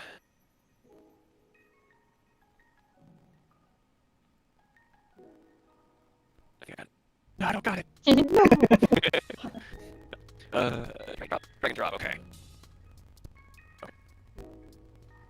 Chilla says, I'm sure this won't be any sort of battle. It'll just be me and Rose talking it out for best friends. Uh-huh. Exactly. And move you guys over here. As the rest of the party looks down from their box seat office, you appear in the middle of this large necropolis-type chamber. The deep water before you burbling, barely visible under the low, grayish-white light that cascades across this entire room. Helm speaks into the room, so his voice comes from everywhere. The greatest challenge one can face when they gain true strength is to keep who they are intact. Within this trial, you face yourselves at their worst. And he raises his hand from within the box seat office. You guys watch as the water bubbles and burbles. And I'm going to stop the music so that I can maintain a little bit of the scene. Bubbles and burbles and rises up into two shapes. One of Rose and one of Glides. Fucking do it. And I need you guys to roll me initiative. Clyde just like glances over at Rose and goes, well, this is perfect. We could just beat the shit out of each other and not even feel bad about it. Good job, Shadow Glides. Have Good fun. job. Did you just inverse the character? I haven't had that one. I may have gone in and found all your character arts to flip them so that we could have, flipped portraits. Yes. How'd that one go? All right. Oh no. Oh no. Shadow Rose is first. Okay. Okay. Shadow Then- lines. I don't see the initiative tracker either. Is that me? No, you wouldn't see because I haven't looked at it yet. There we go. Shadow lines sucks. Fight Shadow Oni. Okay. As Shadow Rose raises up out of the water off of them, leaving behind the shadowy shape of Rose behind, they reach their hand out and a dark black chakram leaps out from their side. You both are affected with pain. And then I need you guys, let's see, hold on. Okay, that's great. That's great. Okay. Two, okay. Oh, God. Okay, alright. Alright, notepad. And then... Okay, so I need a dexterity saving throw from Clydes. Actually, it's a dexterity saving throw from both of you. Okay, cool. That's good. Is this, I can see. Can I use Yes, this? you have danger sense, and it is magical effect as... And technically, Rose, if you wanted to try to counterspell it, you see as the shadow version of yourself pulls out the chakram and then immediately starts constructing an arcane spellwork in front of them. One you know, because you know all of your spells. They are casting Right. Prismatic Spray. Oh, then yes. Absolutely. What level are you counterspelling at? What they're casting at. Right. Fourth level. Okay, roll me a charisma check. Okay, no dex save needed then, as the... Wait, is Bane effect again? Saves and attacks. Saves and attacks, not ability checks. Nope. Heck yeah, okay. Then as you see this spark of arcane light begin to form in their left hand, Rose lashes out with their own magical energy and dissipates the spellwork from their hand. Shadow Rose is then going to go back to here and use the chakram to attack once on Glides. It's a 15 hit Glides. Nope, does not hit. Good job, okay. That is Shadow Rose's turn. Glides, it's now your turn. Yeah, that'll do. I thought I was going to get far enough away. Oh no. You can't run from me. Unfortunately, I will be using my bonus action to rage because obviously. Oops. Probably a good idea. Where's my rage? Oh, it's my rage damage is already on there. Okay, and then I will line myself up and I will go ahead and fucking charge all the way up to Rose. Okay. Shadow Rose, that is, which who can tell the difference, right? Sure. However, oh man, can Shadow Rose kill me if they get a critical? No. Shadow Rose It's not won't going to be a kill me. one-shot KO. You'll have the same narrative protection that boss would have. It'll do a shit ton of damage, but But someday, you'll just do a shit ton of damage. You'll do like 68 extra damage. Gotcha. That's fine. Yeah, let's just go reckless. Why the fuck not? Okay, both of those do hit. Right. It's middle damage, but okay. Am I able to reroll anything? Hang on a second, sorry. No, take your time. Also I'm magical. going to have both your everybody's character sheets open, so please take all Right. the time you need. I really enjoyed, by the way, how everybody basically, like, together robo-piloted flies last time. it was very helpful. I was like, man, fighters are a lot. Fighters are a lot. And I know I can reroll some damage. Damage attacker, you run melee, you can reroll damage once per turn. You can reroll damage dice and use either total. Yeah, I'll just reroll one of those. Since once per turn anyways. Alright, let's take the 14 and the 18 then. Okay, alright, so 5 damage, got it. And I have used my bonus action to rage, so there's not much other than that, but I'm just gonna get in front of Shadow Rose, and being the most annoying thing that I can be, just I'm basically doing the like, hey, what you do, right in front of Shadow Rose's face to try to prevent him. Okay, got it. Then Rose, it's your turn. And 5, 10, 15, 3. And I am going to bonus action unsettling words on Clyde, Shadow Clydes. Okay. Flies. Yes, on Clydes. And then I'm going to subtle spell banish. Okay. Mean. Okay, it's a charisma save, right? Oh, shit, sorry. It's Sorry, before I forget, would Bane affect my 25 attack roll? It wouldn't, because it can't get it down under 20, which is their AC, so. But yes, it's a negative d4 to attacks and saves. You said you unsettling words him? Yes, so Then he I can't will. be saved. Okay, cool. Bye, Shadow Clydes. We'll deal with you later. Hold on. Okay, you're I now glances over concentrating. his shoulder, realizes what happened, he goes, thank goodness it was me. Okay, well, he doesn't get a turn. So, he can't be. You're with 2 roses. But one of them you can hit. That's true. Let's see. I can probably hit the other 2, they just also banish me. I mean, if you want to play it like that, probably. Banish both of the Clydes into the same realm, and we can just do that. That'd be pretty funny. Okay. And I guess what they'll do is they will, seeing you do this, Rose, they look past you, Clydes, at Rose, and they flick their right hand from the right to the left, and the shock comes whisks across the arena and it's fly at Rose. So that's a reaction. 20 to hit. That means 13 product damage, and yeah, you have your reaction, Clydes. I have my reaction, and I should be able to do Spirit Shield, which reduces it by 2d6. Okay.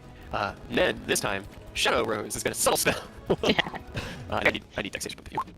Reduce that damage by 7. The one against Rose. Yeah, the one against Rose. Okay, got it. You said dexterity? Yes. Well, I still hit one of you with 2 with beams. that's my con, but that's my dex. Oh, okay. To maintain Well, I concentration. mean, so before, when I rolled Prismatic Spray, I rolled 2 8s at the beginning. So both of you were getting hit with 2 beams, and then I was Oh, rolling for yeah, those. that And you wouldn't have been canceled that one, but now Yeah. only one of you is getting hit with 2 beams. Oh, good. One up close would be Clyde's. So that would be... Okay. Both of you save, so you both take half damage. Rose, you take a total of 19 acid damage. Okay. And Clyde's takes... Okay. 5. You take 35 fire, reduced to 17, and 45 cold, reduced to 22, for a total of 39. Me, right? Yes. Okay. Yeah, because 2 with beams says, as Shadow Rose twists their hand across, you see a little flick in their eye and a circle on their face, their hand tight fisting against their chest. They kind of like look down at it, and you do that like, what do you think I got in here? Bam! Blast you in the face. 2 of these prismatic rays hard across you, leaving fire and ice in their wake. That is Shadow Rose's turn though, because they don't want to move and provoke attacks. Actually, no, you use your reaction. They can move. Oh, but where are they gonna go? This way. Clyde's your turn. And then if you move 30 plus feet, so I can't move that fast. But oh, what should we do? All right, I'm gonna close the distance again. And in fact, I'm gonna run. Is there a way for me to be here, or is that like a wall? I couldn't help because Helm's away. Nope, that's just enough space for you to stand. I'm just gonna go around here, be like, where are you going? No hiding from me. And I'm going to go ahead and attack. Reckless again, because why not? Okay. Because I know this bitch is gonna be there. Outcasting it. So That, except for when someone counts plus your 7, then Right. you have to use your 8. Yeah, the damage. I will reroll that damage immediately. Okay. Right. You could you reroll reroll the the one. I was gonna say I can reroll the crit. Crit's pretty good though. That was full damage. Yeah. So reroll the one. Yeah, reroll the first one. Oh my god. Oh, is Oh, that, yeah. I clicked it, but I didn't. Okay, sorry. So that is 13 plus 14 plus 19. So 3 more damage. 7.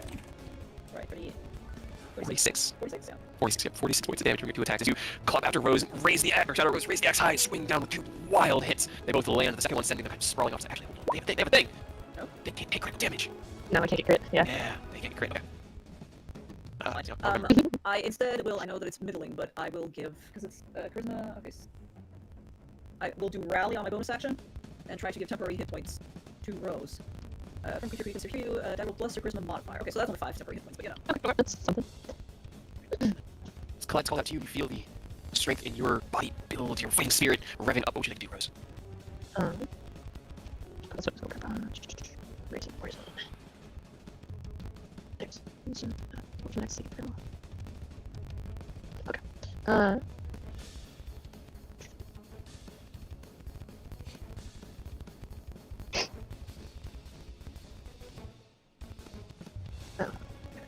No, I was just trying to decide what it is. But I'm just gonna move forward 1, 15, 20, 30. And then for fun, why not? I will go ahead and summon the chakra bonus action to bless us. Okay. Roll all the die. There you go. Hey. And then bonus action. First and first.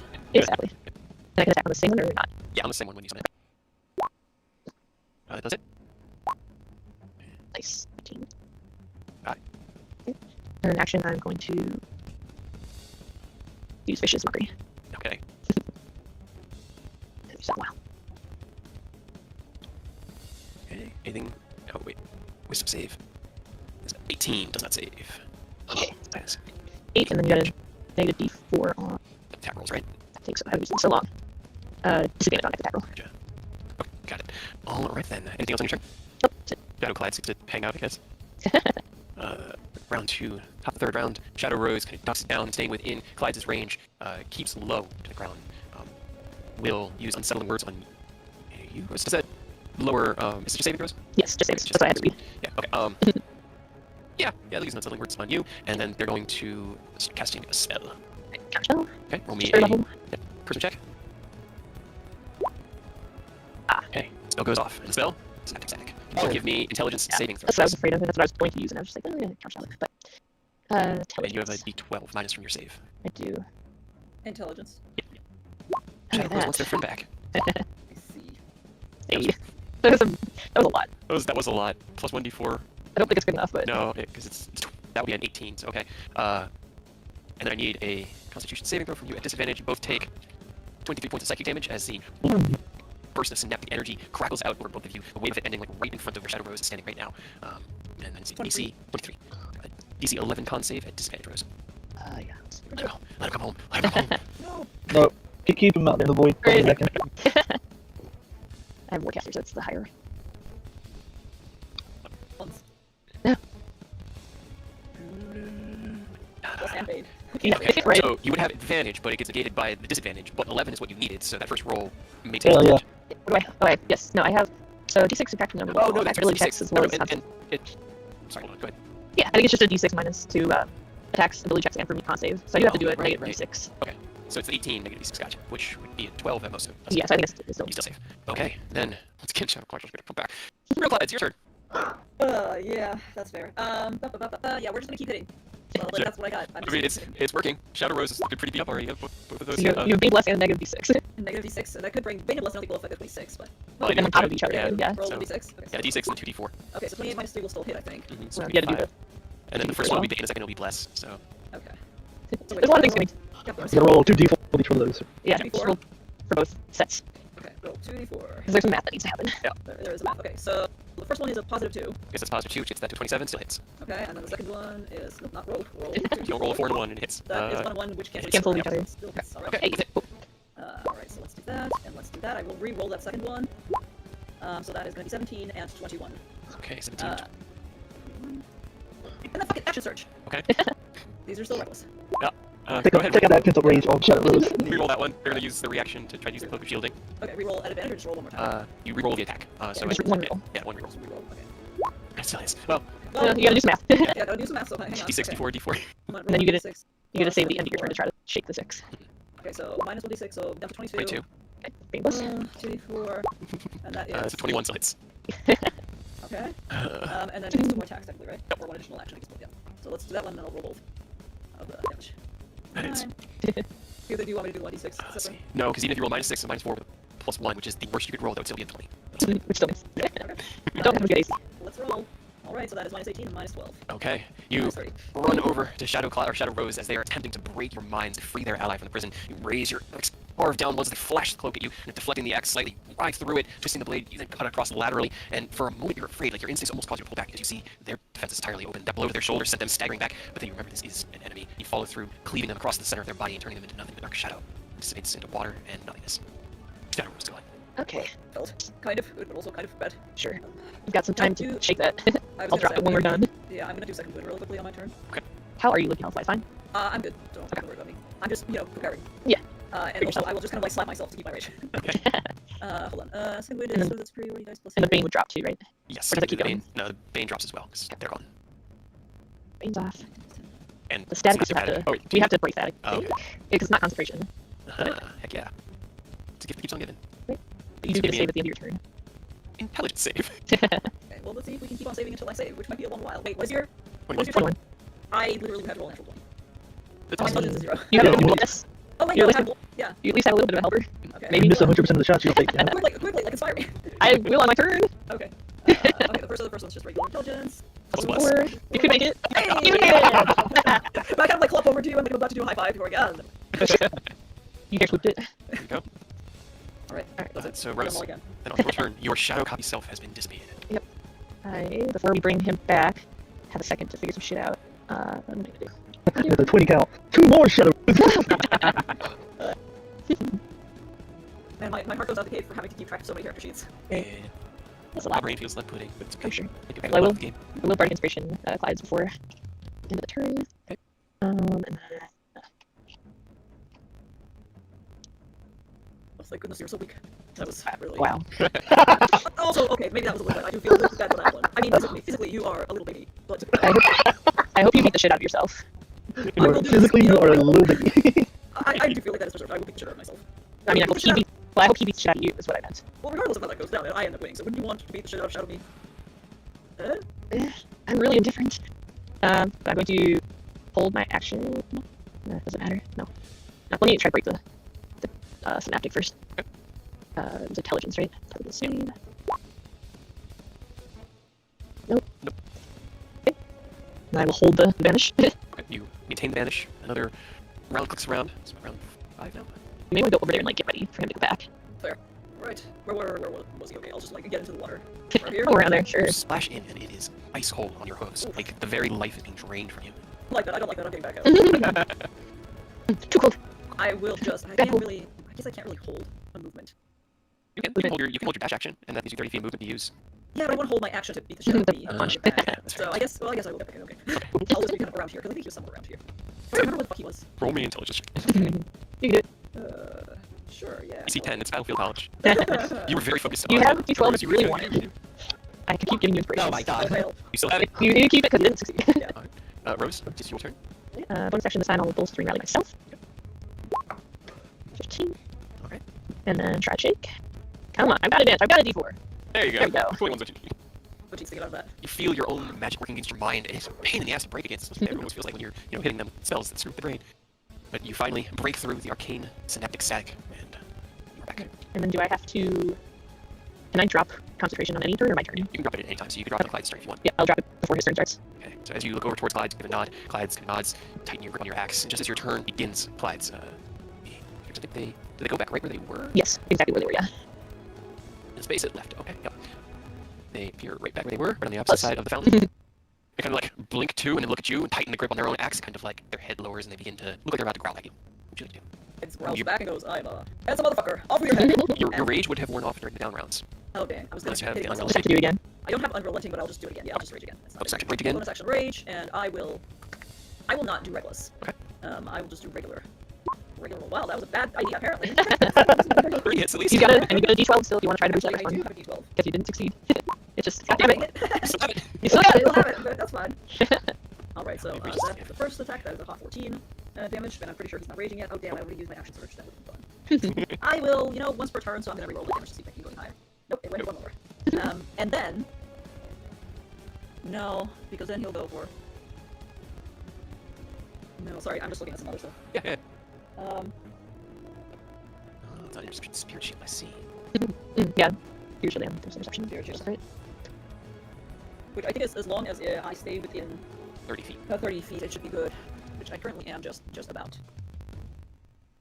Yeah, that's fine. Also, I don't know if you would like to do this, but if Shadow Class is the same as me, you technically have riposte. Ah, he does have riposte. I was just thinking of maneuvers. Right, there's lots of them. Yeah, why not? Go ahead and have him riposte. Just cost reaction, but Yeah. Superiority die does he have? That does hit. 34. Rage damage for 14, slashing reduced to 7 for you because you are raging. I am raging. Yes. As you charge at your shadow version of yourself and slash out once the axe swings wide, twist, counterattack. Right as he's counterattacking you at the same time, you kind of like hit each other in that like mirror motion where your two skills clash in that perfect reflection, and you kind of like leap back in preparation for the next attack. Anything else you do? Nope, I'll just leave it at that. Alrighty, Rose, it is your turn. Alright, bonus action, I will Unsettling Words on Shadow Clydes, and we're gonna go with Confusion. Yeah, I was looking at that one too. Come on, Shadow Glides! Oh, that's 13. Doesn't save. Ah! Alright, as your spell sinks in, you see the look on Shadow Glides' face kind of go a little slack-eyed and a little wavery. Anything else you can do? No, actually, I'll stay here. Shadow Glides' turn, I guess I roll a d10. Oh, I roll 6. Oh, move or take actions this turn. No action, please. Which means I can't even rage. Nope. Get her Jerk it. rage. 18, save, still doesn't save. Okay, Glides. Yeah, I gotta like pause, wait for myself to like see that I'm swaying, and go, man, you are really fucking me up. All right. Wham wham. I guess. Come on, 9 or 10, 20% chance, come on. You know what? It's if you use that fucking advantage. Yeah. Reckless. Yo. Save yourself.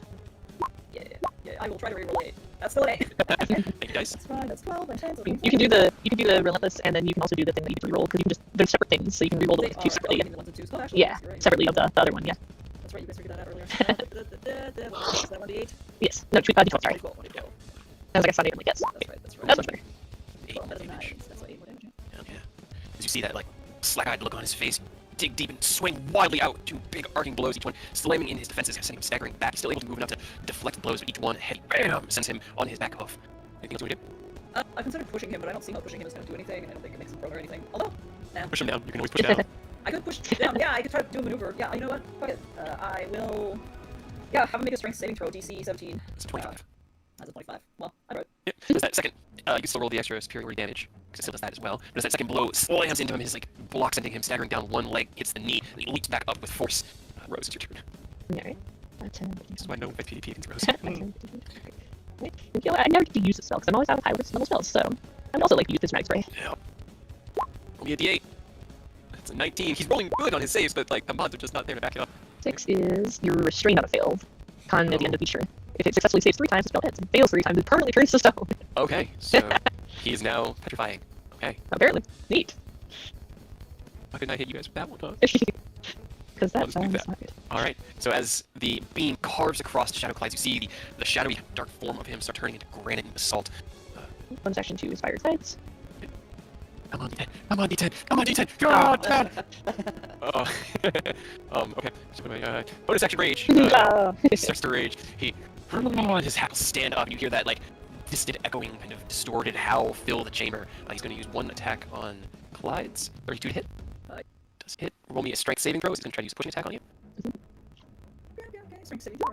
Sorry. Alright. Yeah. Actually, he didn't even need to do that. Oh, I didn't even see it. Oh, because of the. Yeah. No. He can't charge, but he doesn't have to leave attack range in order to reach Rose. I just didn't see it before I had run first attack against you. That's fine. Second attack on Rose. Alright. Is a 27 hit. You reroll it? It is a... Well, I used the lower roll, right? It just, I don't, it makes you just reroll. It would use the lower roll, because I'm rerolling the 20, and that seems a little punishing considering your reaction. So 15 I mean, you slash... use the new roll, so he can't crit me, but... Oh, okay. That is fair. Then it's still just 15 damage. Okay. And roll me a con save. I'm gonna also use interception. Actually, Okay. no, sorry, it's within 5 feet, so never mind. It's just gonna be That was shield. That was my temporary hit points, it just... So you can do that if you want, but... Yeah. Okay.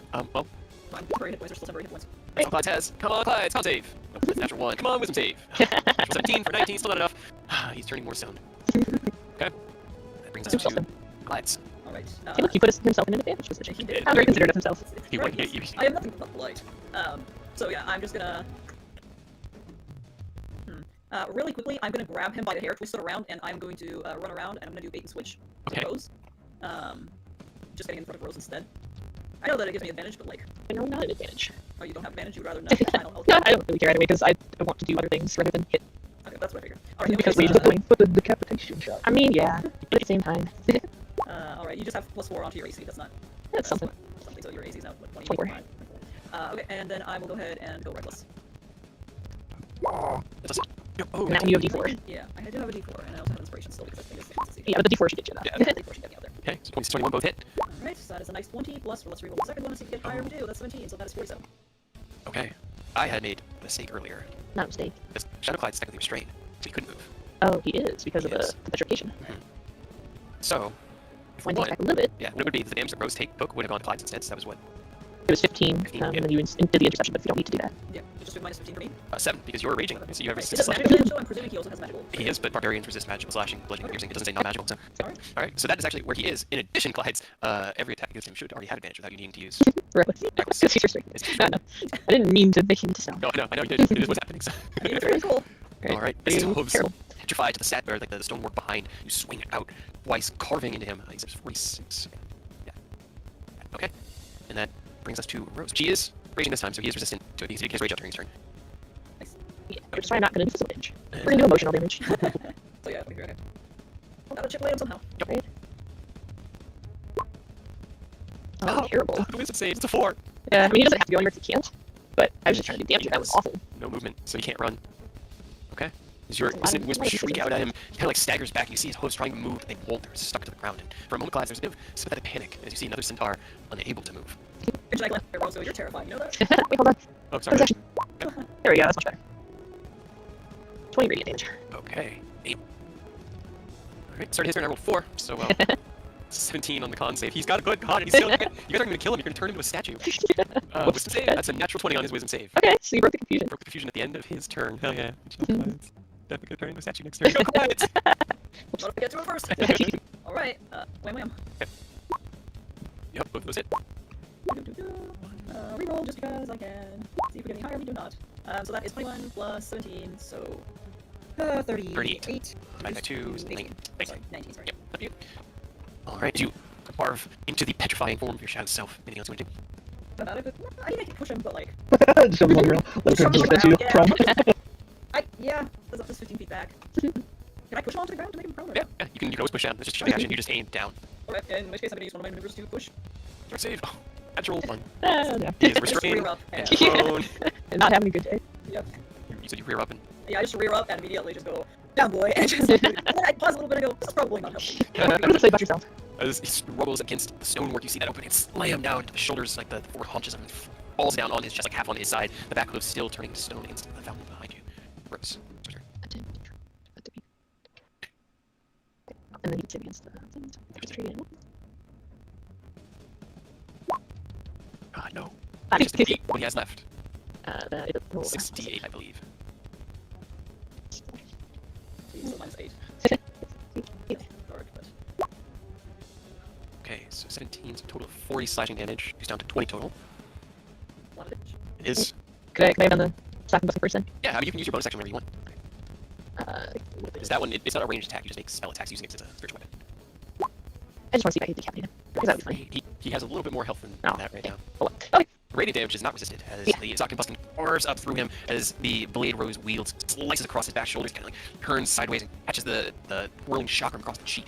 It will be his turn. He is restrained. He makes the save at the end. It was then at the end of each turn. Okay. So it's going to do. He's just going to turn and like, pivoting on that petrifying hoof. He's just going to go all in on you, Rose. Action surge 4 attacks. He'll have to use, I guess, reckless or have disadvantage because he's prone. He can't get up. Oh, it's true. He is prone. He can't get up. And he'll recklessly attack from the floor. He was going to recklessly attack for advantage, but you caught me. Guys. Technically, he has disadvantage. He has disadvantage because of the fact that he's attacking somebody other than me. Because when Also I that. You can only ever have one type of advantage and disadvantage. I'm not going to these because it's so sad. Oh. I just did. He's sad all over. No. Net 1, net 1, Oh my net 1, God. natural 3. Where did it get posted? I can't Oh, I see. put it in theory image. Oh, there.